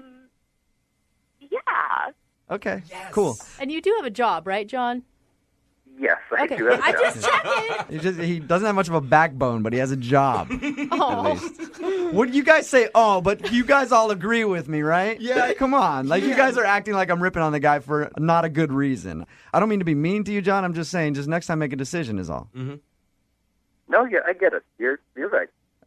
See? He's not even fighting back. Brooke and Jubal in the morning. Brooke and Jubal's second date update. One thing that dudes do all the time online is they lie about their height. Oh yeah. And as somebody who's 6'4", it really bothers me. It's like nobody ever believes you when you That's say so things like that. I wonder why. And Nathalie, who's on the phone for a second date update today, I guess she runs into that problem a lot. What's up, Nathalie? How are you? Hey, good. How are you? Good. I'm annoyed for you being a super tall guy myself. Yeah, then you get it. Yeah, No, definitely. I He's get it. really short. He's looking up to his mic. Yeah, exactly. So you have problems with guys lying to you about their height all the time? Are you tall? I am, yeah. I'm Okay. 5'10". Okay. It's not super tall. I mean, it's tall. It's not crazy tall. Yeah. Do you have some requirement where you'll only date a guy over however many feet and inches? I prefer that they're taller than me, so at least 6 foot. Yeah. Okay. I think a lot of girls think that way too. Yeah, I know my best friend who's 6 foot tall. She always wanted to date someone 6'4". She ended up marrying someone 5'10". So I'm just saying, keep your options open. You never know. There's just something about it that it makes me feel feminine when I can look up at the guy. Well, most of my life I've dated women that were taller than me, and I always thought it was funny when they had to bend down to kiss me. But I can see how that would be a little awkward sometimes for you. So the guy that you want to call today, was he tall enough for you? Yeah, he was. Okay, what's his name? His name's Jacob. Jacob. All right, and where did you meet Jacob? So we did meet over social media. Okay. He was really easy to talk to, and of course we talked about his height, and he said he's 6'4". And is he? He is actually, yeah. Wow. Okay. Okay. I bet Yeah, you've come good up job. with I bet you're pretty good at being able to spot who's lying. Sometimes I can, but sometimes I can't, and they show up, and I just think, oh my God, why did you lie to me? Like, I obviously know now that you were lying. It's just a bad first start. All right. Yeah. Well, this guy at least met your height requirements. What'd you guys do for your date? So we met up at a bar just for a drink, and I mean, oh my gosh, when he walked in, not only was he tall, but he's gorgeous. Good. We had such a great time. We were laughing. We were telling a bunch of different stories. Yeah, it was really good. I mean, when you're describing it, your smile sounds like it got bigger. Like you have a huge crush on this guy. Oh my gosh, yeah, I was just smiling. Okay. So what happened on your date? I mean, it was going great, and they had some line dancing that they were playing on the TVs, and we just started talking about line dancing. I told him how good I was at it and that I loved going line dancing, and in fact, he actually likes to line dance and has gone before. Really? Yeah. So we actually decided to go right away. He said, well, why don't we get out of here and go to this spot down the street and we'll go line dancing. That's so cute. Is that why you think you're not getting a call back? You're not actually good at line dancing? Now you're the liar? Well, we actually didn't go line dancing there. The line was really, really long, and it just wasn't moving. Okay. So he suggested that we go back to his spot, and he said, why don't we just go watch line dancing music or movies, and we could line dance in my place. I've got beers, I got the whole setup up there, so that's what we decided to do. He has a whole setup for line dancing? Sketchy. Yeah, that's weird. You shouldn't be wanting to call him back. Anybody who has a whole line dancing setup at their place is definitely suspect. I mean, he didn't have a line dancing studio or anything. Well, that's a disappointment if you good. ask me. So how did that go? I mean, did you guys just line dance the night away? I mean, we did a little bit, but it really kind of went more into like a pants party. Yeah, pants off party is what you mean, right? All right. We all knew that was going there. Horizontal dancing. Like, I'm surprised you did any dancing at all. Yeah. He's like, I'm not set up for this. Yeah. If you wanted to come back here and line dance, that's fine, but no funny business, lady. Go somewhere else. Yeah, this cowboy doesn't do that on the first date. Cowboy. You mosey on out of my apartment. And you spit in your spittoon that's in the corner. So you guys hooked up then? We did, yeah. I mean, we didn't go all the way. That's not usually something that I do on the first date. But, things got fun, and we had a good time, and I did stay the night. Oh, you did? I did, yeah. What was it like in the morning? Wonderful. I had to get up in the morning pretty early, so I kind of scooted out, but he made sure to get up and walk me to the door, and everything seemed fine. So I was really excited to, talk and go on another date. Okay, so everything was good. You can't think of anything that went wrong? I mean, I did think, well, maybe was I a little drunker than I thought, and I wasn't that great at line dancing? I don't know. Or maybe he's just a guy that likes to hook up once and then ghosts you, which I think is not very cool. Yeah. So, I mean, if that's the case, honestly, I will put him on blast. I think that that's rude. I think it's not cool to just ghost someone like that, especially if it's just you're trying to get, like, a hookup out of something, if you're that kind of guy. What do you mean by put him on blast? Like, out on social media. Like, I'll call him out. Okay. You're like going to Yelp review him or something. If I could, I'll do that too. Yeah. All right. Well, we'll play a song and then come back and find out if something did go wrong with your second date update right after this, all right? Okay, cool. Thank you. All right, hang on. Moving 92.5. Brooke and Jubal in the mornings. Second date update. Well, howdy, partners and partnerettes.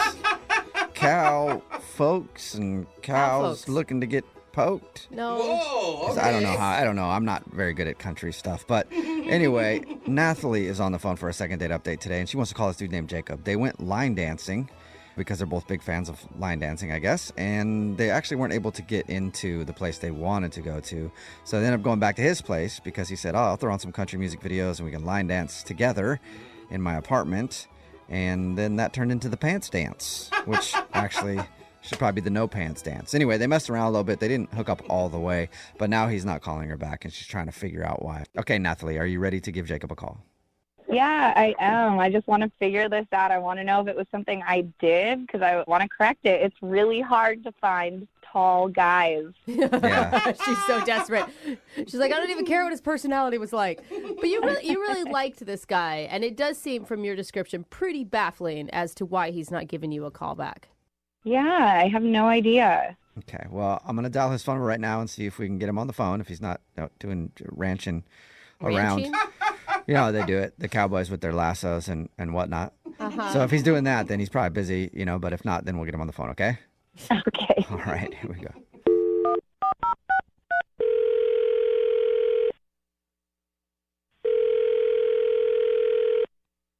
Hello? Hi, can I speak to Jacob, please? This is he? Jacob, what's up, man? How are you? I'm fine. Who is this? Good question. This is Jubal from Brooke and Jubal in the morning. Partner. Okay, I don't know. I don't know what that is. Maybe you should have said howdy. It's a radio show. It's called Brooke and Jubal in the morning. Okay. Yeah. So. Still don't know what that is, do you? Mm-hmm. No. All right.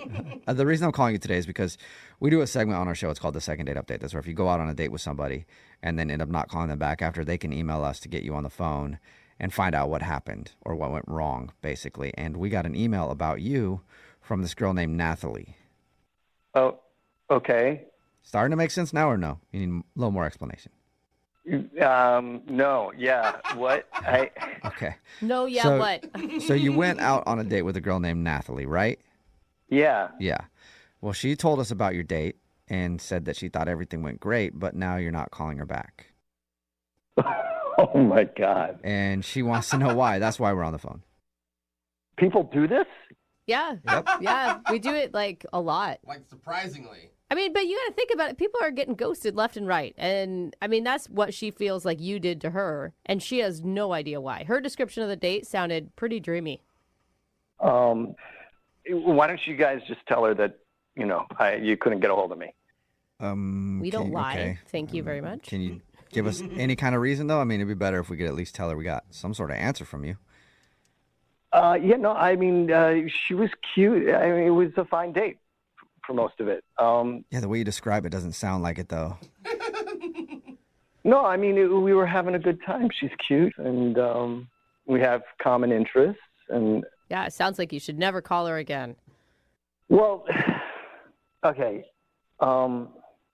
It's just something happened during the night that just freaked me out and just doesn't seem like a good fit. It's like nothing personal. It's just not for me. Okay, so if it's nothing personal, just not for you, why don't you let us know so we can tell her?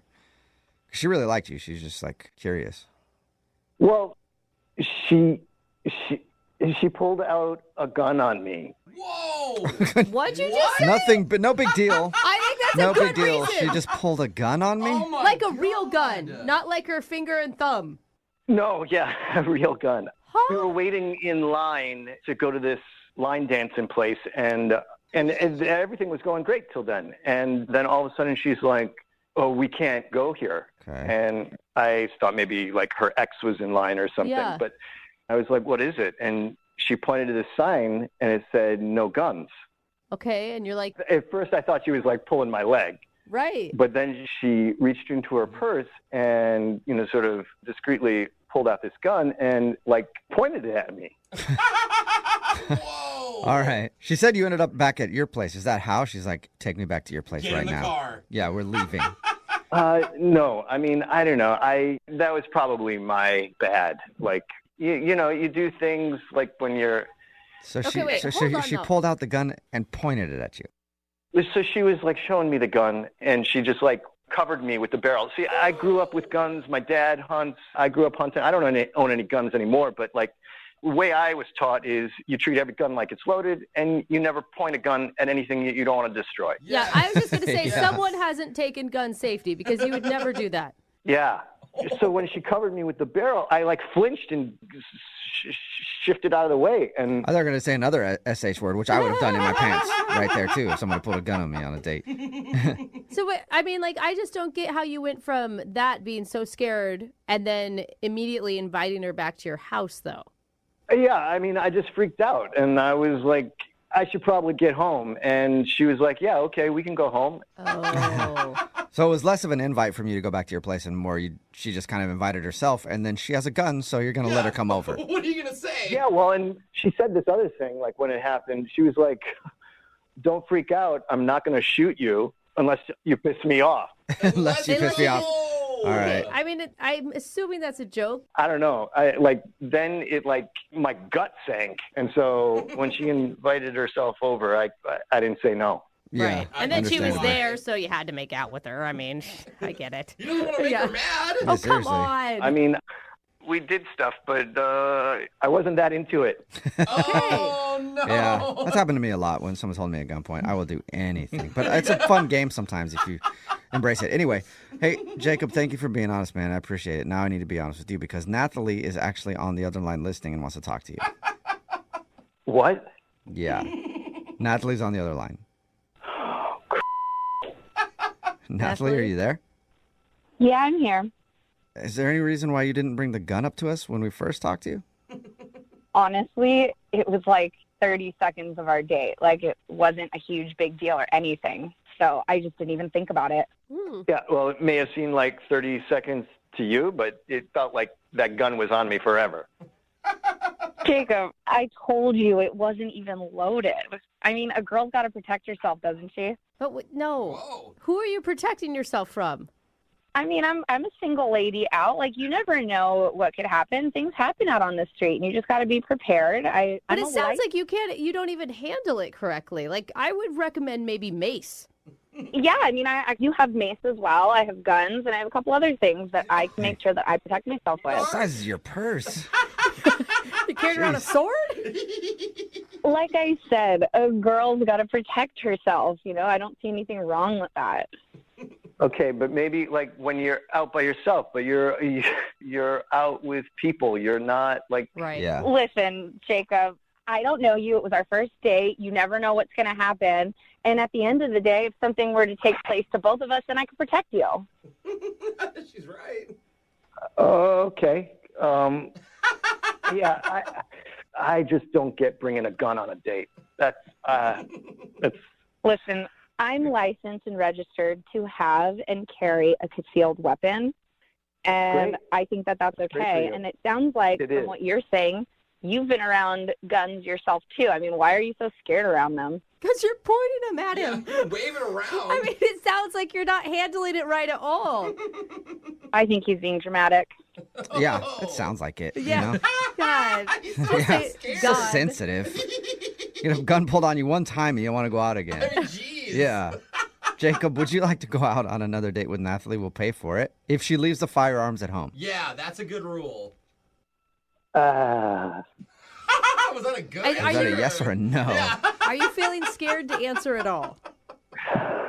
I just don't have a good feeling about. If she wants to carry a gun, like that should be her thing, and I don't want to like tell her that she can't bring a gun on a date, and then like feel like she's doing that for me or resentful. You know, Well, that's nice. I just think it's not a good fit. He's not trying to. He doesn't want to change you, Nathalie.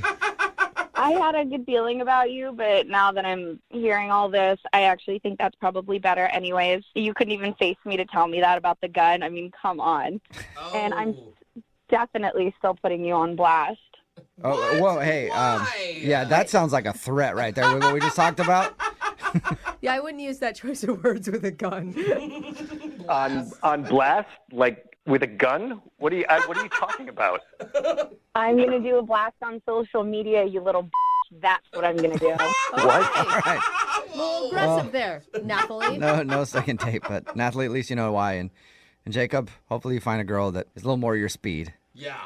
As long as someone doesn't point a gun at me on a date, yeah, I think we'll have a good time. Oh, well, good luck with that. High if that even expectations. exists Yeah. anymore. Oh, man, it's hard to Yeah. find. Yeah. Brooke and Jubal in the morning. Weddings are always fun, right? Yes, I love weddings. There's a young couple that's giving away their independence, and judging by statistics, will probably be divorced in 4.7 years. But other than that, there's the lonely people looking to hook up. God, you have There's such a sour look at The weddings. drunk uncle Uh-huh. sticking his junk in the punch when people aren't looking. That's why it tasted like that. And of course, there's always so many awkward moments at weddings. And Audrey is on the phone today because she wants to call a dude that she met at a wedding, and he was actually the cause of the major awkwardness at the wedding. What? Audrey, what's up? Hi, guys. How you doing? Not too bad. So the guy that you want to call today actually caused some drama at the wedding? Am I reading your email correctly? Yeah, he definitely made an impression during the ceremony. Please don't tell me that you're trying to get a call back from the groom. No. Okay, good. He was actually doing the wedding video. Oh, he was a videographer. So he wasn't even like a friend or anything. He was an employee. Well, he's a friend of the groom. Okay. Oh, So it okay. was his buddy was filming the thing. Yeah. All right. And your email said that something really awkward happened. What was that? Well, when it came time for them to read their vows, he forgot to press record, and he had to have them repeat them, basically. Shut up. He actually stopped them in the middle and said, I didn't get that. Can you redo it? Yeah, it was super awkward. He had to get up in front of everyone and apologize, and yeah, it was really awkward. Oh my gosh. Did he give him any direction? Like, okay, we're going to run this back again, but I need you to really have more emotion in this. Could you have one single tear drop down your cheek? No directions, but he definitely felt super awful about it, and it was really awkward. Wait, I'm confused though. Were you on a date with him at the wedding while he was videoing the wedding? No. So, after this happened during the ceremony, he pretty much had no one talking to him during the reception. Just sitting by himself with his video camera alone in the corner. Yeah, exactly. So I felt really bad for the guy, and I struck up a conversation with him, brought him a drink. I just felt really bad for him. He seemed like he genuinely just made a mistake, and, he was really beating himself up over this. Like, this is the dumbest mistake anyone could have made. I just ruined their wedding. And I was just trying to make him feel better. Like, no, you could have swung the camera around and hit the bride in the face. Like, that would have been worse. You're like, no one barely even noticed what you did. Well, they noticed. Everybody noticed. Okay, so you were sitting there trying to make him feel better, and is that what your date is, or did you guys actually go out on a date? We did not go out on a date. We hung out during the wedding. We hung out for, probably a few hours. Oh, wow. Okay. Yeah, and, it started out that I just felt bad for him and wanted to cheer him up, but the more we got to talking and hanging out, he's just a really sweet guy, and we actually kind of have a lot in common. So I guess I sort of started getting feelings for him throughout this time we spent together. More than just feeling bad for him? Different feelings?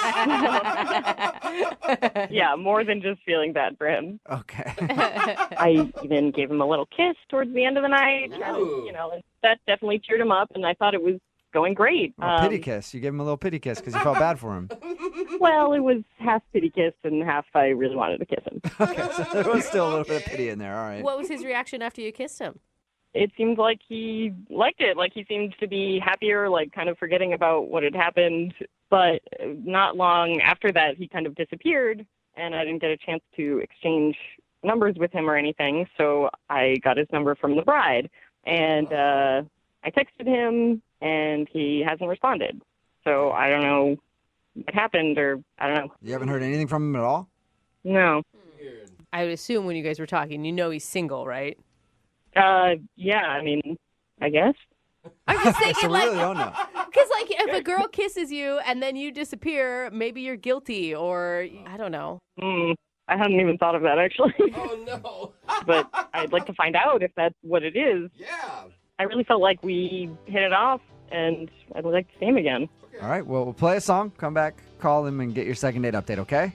Great, thanks. All right, hang on. Moving 92.5. Brooke and Jubal in the mornings. Second date update. If you're just tuning in for today's second date update, Audrey is on the phone, and she's surprised that she's not getting a call back from a dude named Justin, because at the end of the night, she even gave him a pity kiss. She felt bad for him the whole evening and decided to throw him a bone and kiss him. And you know what? A pity kiss is still a kiss, Audrey. So why isn't he calling you back? That's what I'm saying. If you didn't hear the story, Audrey met this dude named Justin at their friend's wedding. He was actually videoing the wedding, and there was a very awkward moment where he forgot to video the vows. So he had to stop everything and ask them to redo it so he could capture the moment on video. After that, he felt terrible, and then Audrey approached him at the reception and tried to make him feel better. They talked, they drank a little bit, danced, and had a fun time, and then ended the evening with a kiss, but now she's not hearing anything back from Justin and doesn't know why. So we're going to see if we can get him on the phone and figure it out. You ready, Audrey? I'm ready as I'll ever be. Well, we'll call his phone number right now and see if we can get him on the phone, okay? All right. Here we go.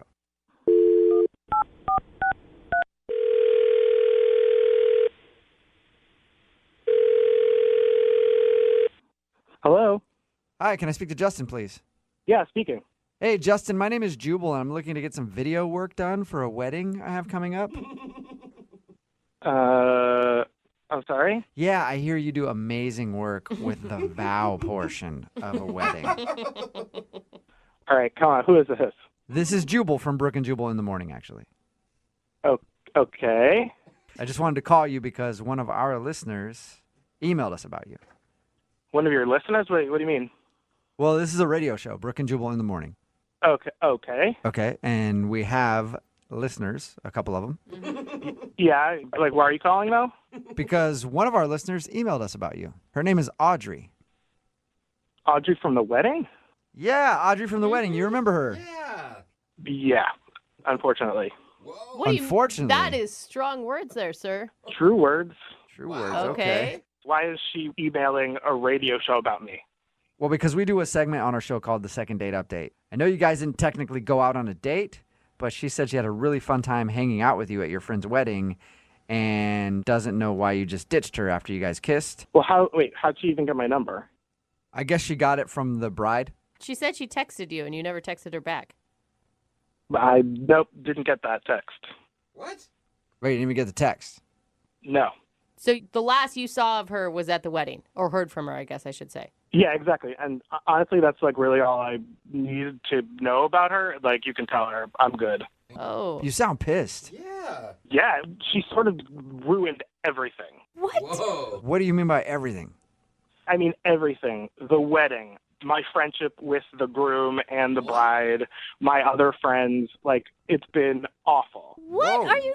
She just said you guys spent a couple hours chatting at a reception. How could she have ruined your life from that? Well, it's a long story. Trust me, it's her fault all the way. Can you give us like a shortened version of the long story? Yeah. Audrey told you about the vows and the video camera thing? Yeah, she said that you screwed up and forgot to film the vows. Is that her fault too? No, okay. To be fair, that was my fault. That was my fault. Yeah, I was going to say props to you to be bold enough to stand up and make the groom and bride repeat them for you, though. Well, I mean, the groom's a good friend of mine.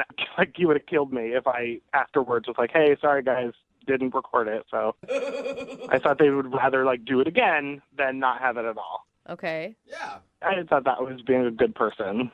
Okay, so how is that Audrey's fault then? How'd she ruin everything? So after everyone's mad at me, and this woman comes up to me, and she's like trying to make me feel better, but like, when you've like messed up and you just don't want anyone to talk to you. Well, she like kept reminding me. Okay. And when you're saying this woman came up to me, you're talking about Audrey, right? Sorry, yeah, Audrey Okay. came up to me, but I don't know who she is at first. So, it was nice of her to try to make me feel better. So, like, that, I guess that part is not so bad. But, like, it's still, overall, it was not good. It was, like, all went wrong. What else went wrong? I don't get it.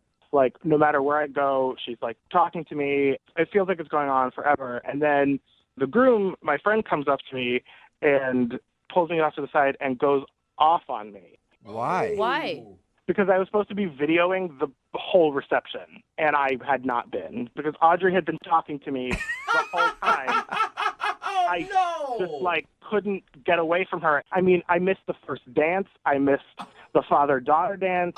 I missed the best man speech. How is that Audrey's fault, Exactly. That is your fault. No, she kept complimenting me, and I was distracted the whole time.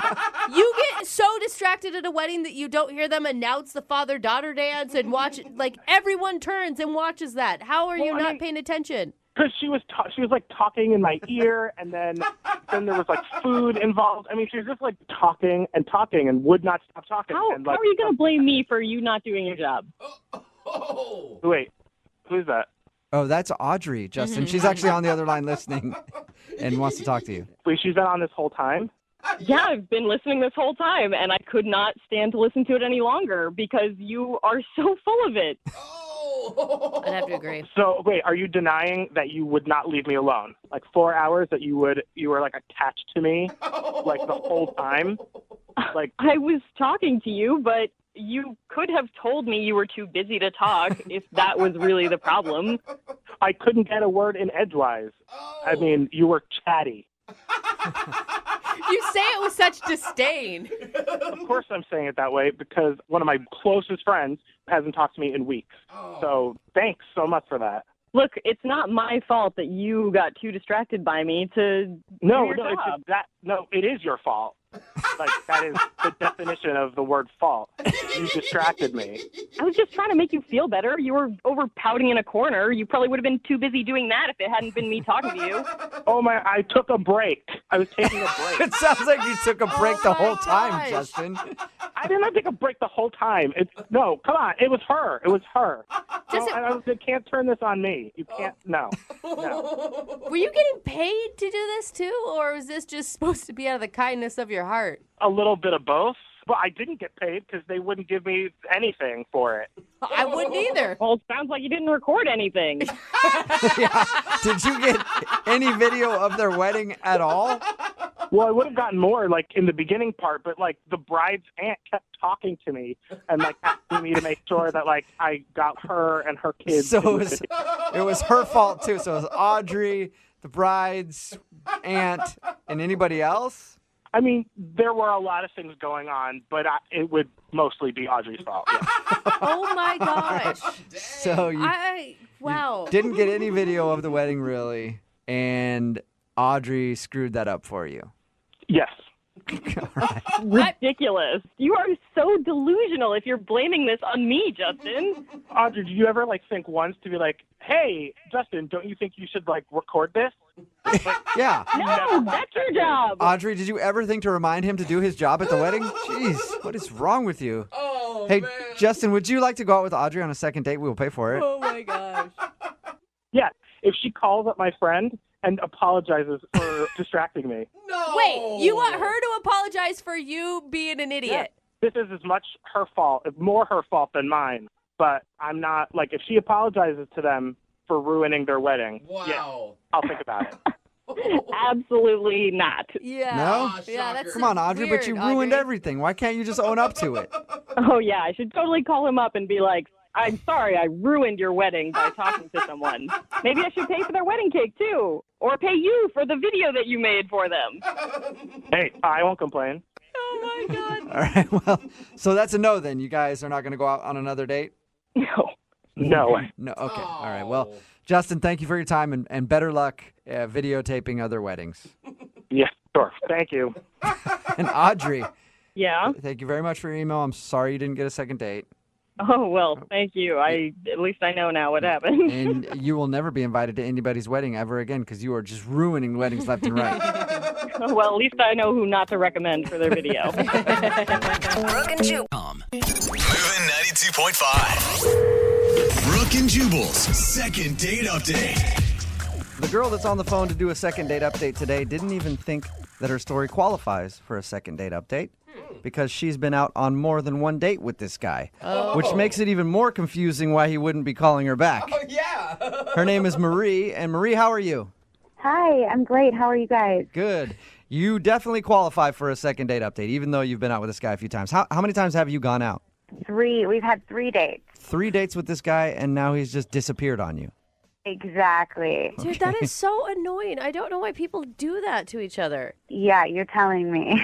All right, so tell us about how you met him. We met on a dating website, and we were actually talking on the website for, I would say, almost 3 weeks total. So you guys talked for like 3 weeks online, and you've been on 3 dates. You're talking about over a month of knowing this guy, and then he just bailed on you. Yeah, exactly. Definitely over a month since we've been talking. Wow, And that sucks. If you've gone on 3 dates, like how far have you guys, this sounds weird, but how far have you guys gone physically? Brooke. Well, I'm just saying, like, I don't know what their relationship is. Like, have they already spent the night at each other's house? Because 3 dates is... That's okay. You know, actually, no, we haven't. The furthest we've gone, we've made out. That's it. All right. Well, I guess we don't need every single date unless you feel like there's some details we need. But what happened the last time you guys hung out? Well, you know, the first dates were fine. We basically went for coffee once and then dinner. And then so the third date, the last date that we had, we went out to a bar. So it was a little different environment, a little fun, a little noisy, loud. But he ended up bringing a friend. Did he tell you beforehand that he was going to bring a friend? No, which at first I thought, well, maybe we're that comfortable with each other already that it's okay. So then I actually ended up calling one of my girlfriends, and she came over. Oh, well, that's a good idea. So how did that go? It turned out to be a great night. He ended up buying us tequila shots, and it was really fun. And to be honest with you, I was surprised. You know, I've dated quite a lot, and I was pleasantly surprised with where things were going. And he's definitely a little quirky and has his ways, but I like that. And You guys are practically married at this point. You've been kind of seeing each other for about a month now. You've met each other's friends. I mean, that's all there is left to do, right? I mean, I thought we were moving forward at least to something further than where we were at. Do you think there's a possibility that he was freaked out that maybe you were moving faster than him? I guess it could be a possibility. I mean, at this point, I really don't know what happened. I mean, I don't think I came across as crazy at all. To me, we were both moving forward together, if that makes sense. You said that he had quirks that you liked. Yeah. A lot of times that's code for he's kind of weird. Is he a weird dude? You know, there's just little things about him that at first I kind of found it endearing. And he has his ways, he likes to talk little tangents, but then he gets excited about the things that he's talking about. And he has a like gap in his teeth, which is it's just so cute, and it just makes him who he is, I think. Diastema is the technical term for that, if you were curious. What is it? Diastema. Is it really? That's the term for a gap in your teeth. Yeah, I've dated a lot of dental assistants, and they've told me that. That's true. If you ever need That is to talk about his tooth gap again, you can use the doctor's term for it if you want. Well, you know, that's good to know. I would love to talk about it with him if he will ever call me back or speak to me again. So what was the last thing that he said to you? So it's been 8 days since our last date when we were at the bar, and I've actually tried to call him a few times. I've texted him a bunch, and I've gotten one response, and it had one word, and it just said, sorry. Ooh. That's all I got. Did you respond to the sorry? Yeah, I did. I wrote back, well, what the hell do you mean? And I haven't gotten any response from that. So are you hoping, I mean, because that sounds like a breakup to me. I mean, like, definitely. you don't have to have the breakup talk because you only went on 3 dates, but a sorry text means I'm done. Yeah, I mean, at this point, I'd at least like an explanation. You know, I feel like I deserve one. You know, we've had this background together for over a month now, and we've been out 3 times, and then, you know, to not even give me anything of just sorry, I'm just, it's upsetting. I don't know. I don't even know why. Did you stalk him online yet? Is his dating profile still up? Yeah, no, I mean, it's all still there. It's all normal. Nothing, he hasn't changed anything. Okay, well, we'll play a song, come back, call him, and get your second date update, all right? Great. Or third date update, or whatever you want to call it. But we'll get it right after this. Moving 92.5. Brooke and Jubal in the mornings. Second date update. Today's second date update is a serious one because the girl on the phone was left at the altar. What? No. That's right. It's a very, very sad story. Oh, my gosh. Way more in depth than any of our other second date updates. Is she pregnant too? She might be. Yeah. We don't know. She said that she hasn't hooked up with the guy yet in that way, but weirder things have happened. She was basically married to this guy. Oh. They've been dating for about a month now, and they've gone out on 3 dates in that time. The last time they saw each other, they had fun. They partied with a few friends. Then he didn't text her back. She didn't hear from him for a little while, kept texting him, and he finally just sent her one text that said, sorry. Ooh. And that's the last she's heard from him. Marie, are you ready to call your fiance? It wasn't that serious. It really wasn't. But yes, I'm ready. I'm ready. Okay. Are you mad at him right now? Are you angry with this dude for just ghosting on you, basically? I mean, I don't want to be angry at him, but I am, and I'm mostly confused. I really just want some answers. Depending on his answer, I guess you can judge if you're angry or not. Yeah. Good point. All right, I'm going to dial his phone number right now and see why he's stopped calling you after 3 dates. Here we go.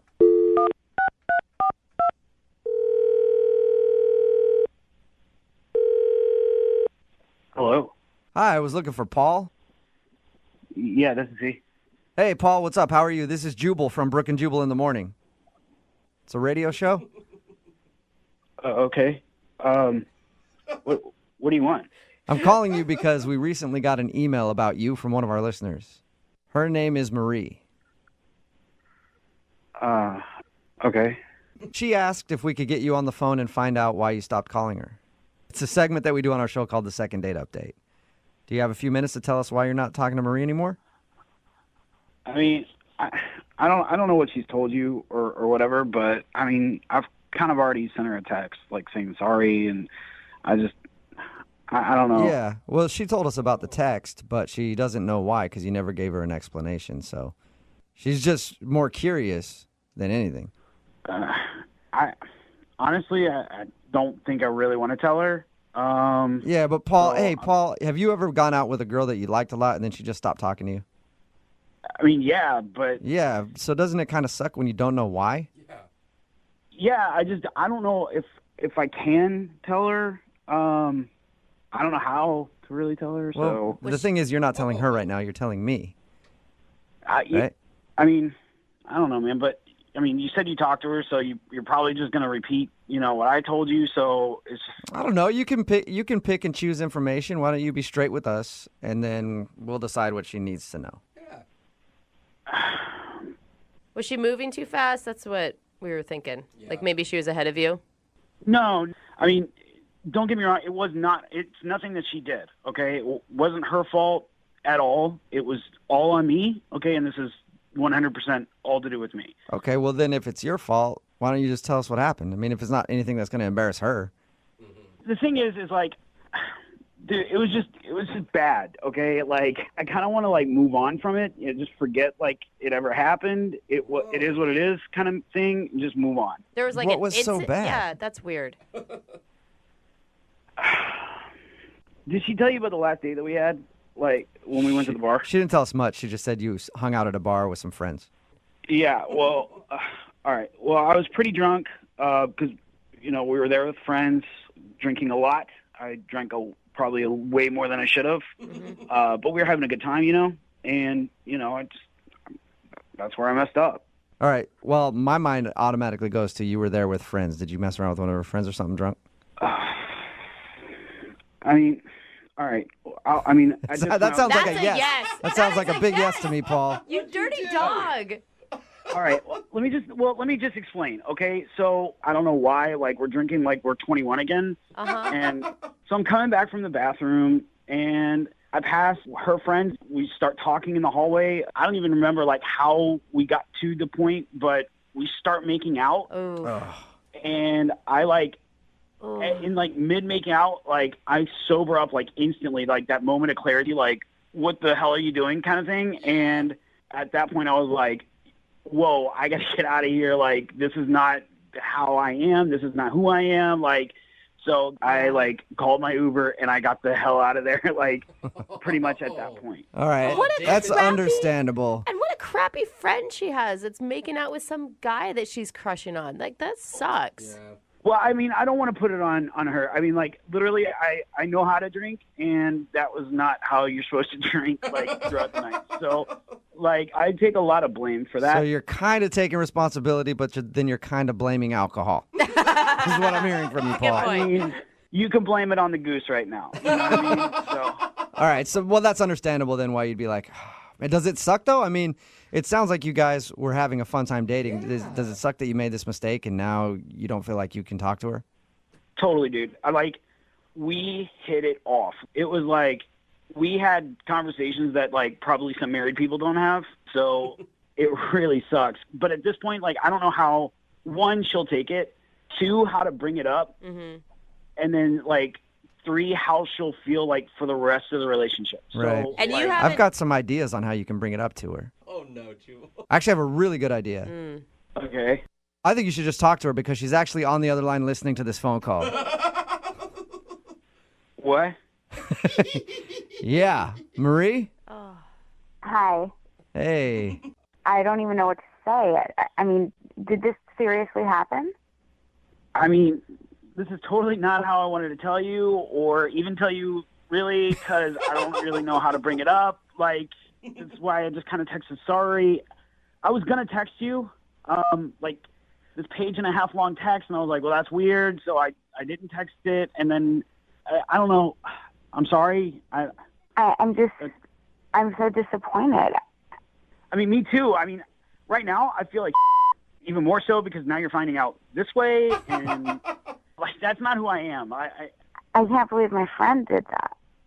I mean, she hasn't said anything to me. Yeah, I don't want you to blame her. I mean, like I'm taking responsibility for it. Like, I guess. The goose. Well, let me just say this. Like, it totally wasn't emotional at that point because there was no connection. Like, when I got that moment of clarity, I was like, what the is going on? Yeah. And it was just once. Yeah, like, that's it. I don't even know her name, to be honest with you, and I don't really care to because, like I said, it wasn't emotional at that point. It was, like, 100% physical. I mean, I don't even think you made out with me that night. Ooh. Marie, it's bad no matter what, but at least he's kind of a stand-up guy about it. I mean, a lot of guys would do this, and then they would continue to talk to you.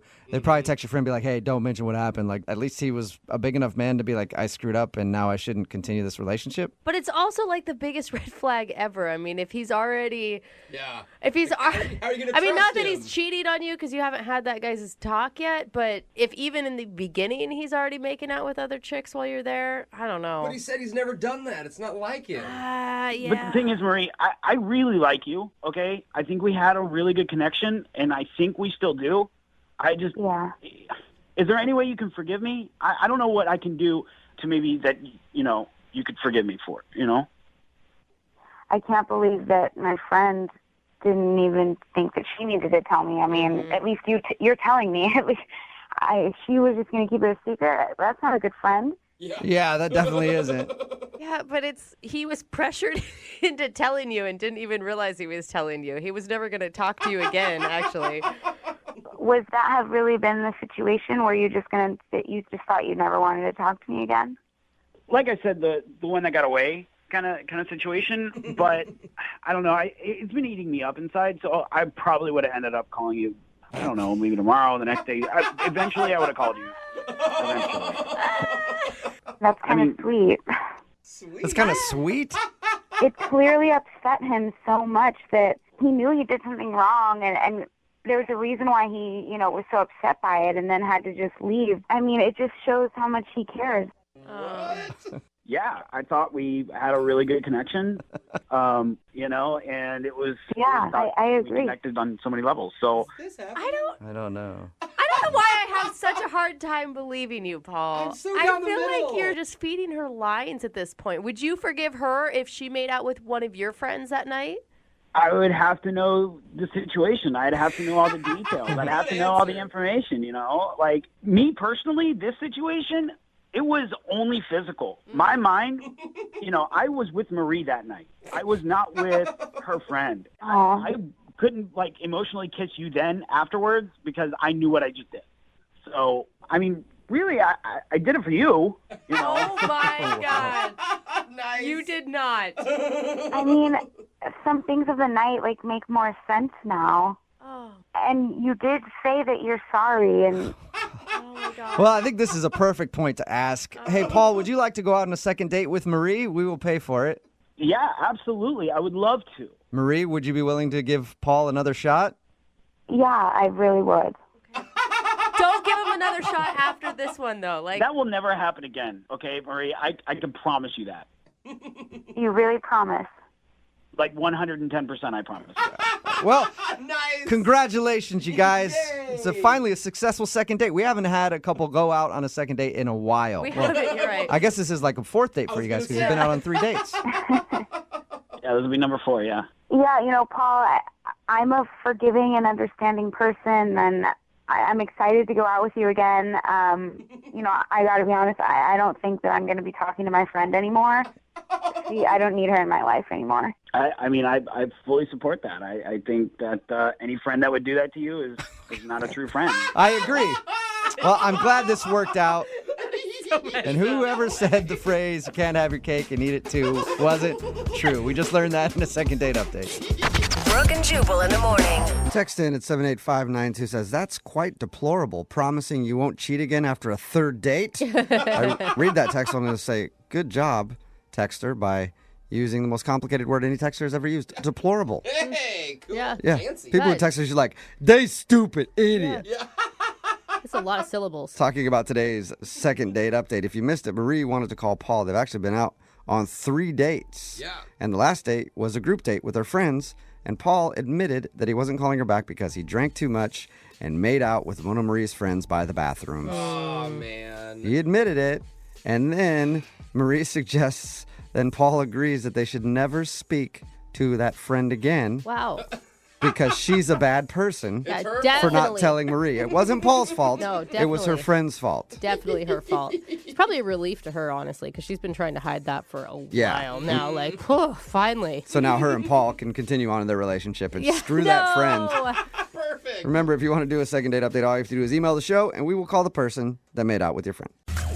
I'm actually really surprised that today's second dater isn't getting a call back from the girl that he went out with. No. Because most women, in my experience, love it when you're late for the first date. I knew this was going to be sarcastic. Right? I Don't knew they? Isn't that their favorite thing when you show No. up late? That's what happened to Todd. He showed up a little late for his first date. That's not even the weirdest part. Todd, how are you? Good. Todd, And why don't you tell us about your date? Well, I know that the showing up late was a bad move, but understand that, like, I had already been chatting with Kate. I met her on a dating website, and we had chatted for a long time and before we decided to go out. were you like a half hour late or 15 minutes late? I was 45 minutes late. Ooh, Wow. that hurts. But I had a really good idea for a date, though. I was taking her to a winery, Uh-huh. so I thought, I know being late's a bad move, but I think the date itself, I sort of changed her mind, like during the course of it. Can I first ask if you had a good excuse for being late? Well, I was trying to think of a good excuse, or maybe like stop by and pick up something, but that would have made me later. So no, you didn't. Todd didn't have a good excuse, but according to his email, he had a great way to smooth it over with her. Okay. And that was by giving her a gift, right, Todd? Uh-oh. Yeah, well, I looked in my glove compartment of my car, and I found a laser pointer keychain that I hadn't used. Uh-huh. So I gave her that. Okay. And what was her reaction, Todd? Well, she was like, oh, thank you. That seems appropriate. That seems very appropriate. And she seemed like happy to have been receiving something for free, but not too thrilled at having to wait. But I don't. Were you just like trying to think of like, you're just like, oh crap, I'm sorry I was late. It's because I needed to stop off and get you this gift. I had an important PowerPoint presentation, and here you are. Well, I hope that was implied that I had spent all that time getting a gift Yeah, I for don't her. think it was, Todd. Todd, how did the rest of the date go? I mean, was she able to get over Well, it? I'm glad you mentioned it that way because she was bummed at first. But when we took the tour of the winery and then we started tasting some wine, I felt like we got back on track. Okay. And like we started chatting and we just chatted forever, like all night. Mm-hmm. I even lost track of time and it was time to go. And so then I took her back to her car and leaned in to kiss her, and she kind of like turned her cheek. Okay, so did you end up? So she turned away from you. Did you kiss her on the cheek then? I did kiss her on the cheek, which is fine. I mean, maybe she just doesn't kiss on the first date or something like that. But it seemed like things were going really well up until there. But then. At any point, did you bust out the laser light and make her chase it? Like a cat. Yeah, Todd, you sound kind of nervous right now. Are you? Well, I'm on the radio, so. No, I'm not dissing it. I'm just wondering how smooth that kiss was. I think it was pretty smooth, but I guess you're right. Like I'm not the most experienced, but it seemed like I have been on some dates before, though, and Right. How many times have you tried to get a hold of her since your date? a couple. I tried initially, and I left a message on her voicemail, and I haven't heard back. And then I tried again, and it went to voicemail, but I didn't leave a message. And you haven't heard anything from her, obviously. I haven't heard anything. It's been a week. Yeah, it astounds me why you're not getting a call back. I mean, you were late, and then you gave her a gift, a lovely laser pointer, and then you had an awkward kiss at the end of the night. I don't know what could have gone wrong. All right, we're going to play a song, come back, call her, and get your second date update, okay? Okay. All right, hang on. Moving 92.5. Brooke and Jubal in the mornings. Second date update. Hey, Todd? Yeah? I think the problem is you didn't go far enough. Oh, no. When you were late for your date. Don't do this to him. If you missed the first part of the second date update, Todd was late for his date with a girl named Kate. So when he showed up 45 minutes later, he gave her a laser pointer Oh, gosh. as a gift, as a token. Todd, if you've ever been late for anything, what you should have done is just made up a crazy story about something that happened to you on the way and just lied about it. That would have probably been better. Well, the laser pointer is pretty cool. Yeah. I thought that Jubal was going to go with you should have given her a laser pointer figuratively, but I'm glad he didn't. Yeah. So, Todd, what was the last thing you said to Kate that night? It was, I'll call you tomorrow, and I did. And no answer. All right. Well, we're going to try to get her on the phone right now and see if we can get your second date update. You ready to go, Todd? Oh, man. Yes. Okay, here we go.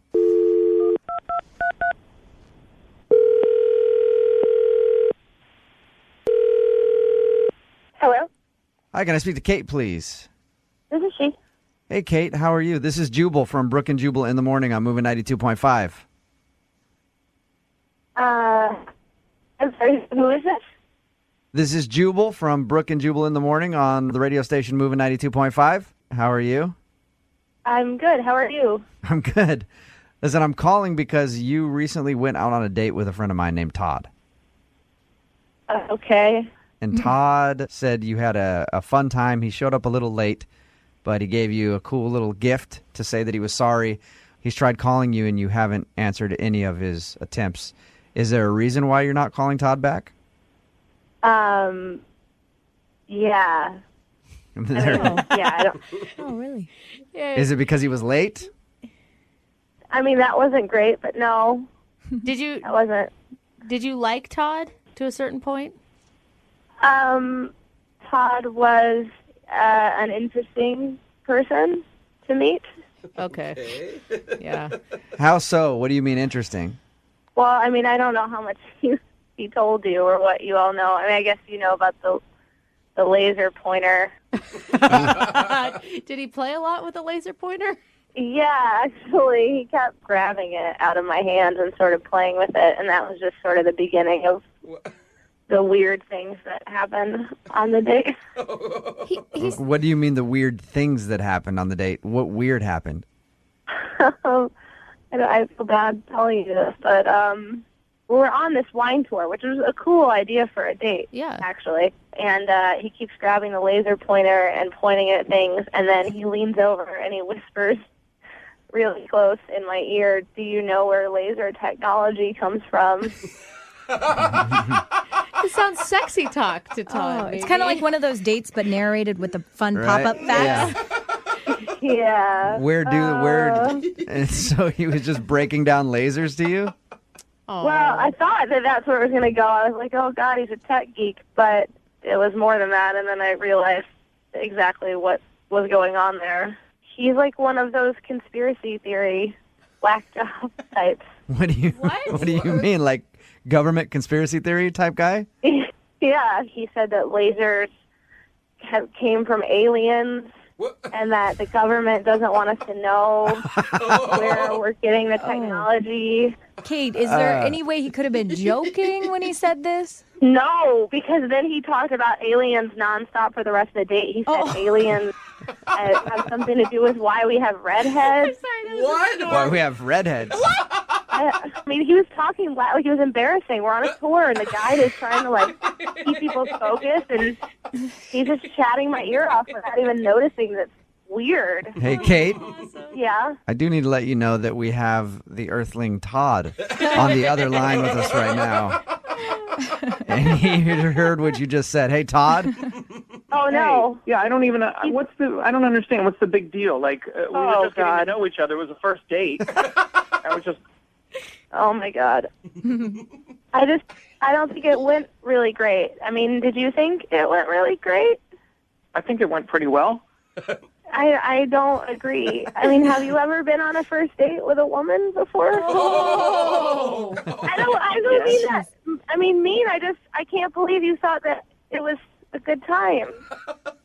Well, you were laughing. You know, we had some good laughs. It was pretty fun. Nervous. Well, I thought you were joking at first. That's why I was laughing. You were like, "How were the pyramids built? Aliens. Who shot JFK? Aliens. What makes Rice Krispies crackle and pop? Aliens." It was insane.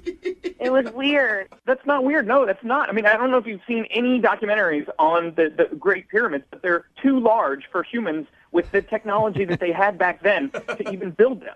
I agree with you. It became for extraterrestrial means. Oh, gosh. Well, Todd, the thing is, I don't believe in aliens, and even if I did, I wouldn't want to talk about it for 2.5 hours on the first date. Never. You seemed interested at the time, and I just wanted to let you know that this is out there, that people do believe this, and I mean, I don't know why you don't. I guess maybe you just need to watch a few more science documentaries. Yeah. Todd, look at it this way. Maybe Kate doesn't have much in common with you, and maybe that's the problem. I think that's it. A lot of our technology has its roots in extraterrestrial means. Dude. The second date update is turned into us breaking down what's alien technology and what's not. Up next, crop circles. Yeah. Seriously, add conspiracy theories onto politics and other things you shouldn't talk about on a first date. I don't like the idea of calling it conspiracy, because then it makes it sound like there's someone out to get us or something like that, when in fact this is just based in fact. This is scientific fact. I mean, Jubal, you would back me up on some of this. Absolutely. What? No. What are you talking about? I believe in aliens. I believe in everything that you've said, Todd. How is You that and I science? should go on a date. We'd have an awesome time. So ridiculous. I don't understand this. I believe in aliens, and I have the material to back it up. If you go on a second date with me, I'll bring it. Oh, no. Oh, he has evidence. So you have evidence of aliens, Todd. Dude. Yes. And that the Okay. government hasn't taken from you. You guys are all laughing right now, but wait until they come down, and then I'll be the one laughing at you guys. Hey, I'll be right there with you, Todd. We'll be on the mothership, man. These guys, they just don't get it. You know what I mean? You're going to go live with aliens the rest of your life? Absolutely. Mate with them? Me and Todd.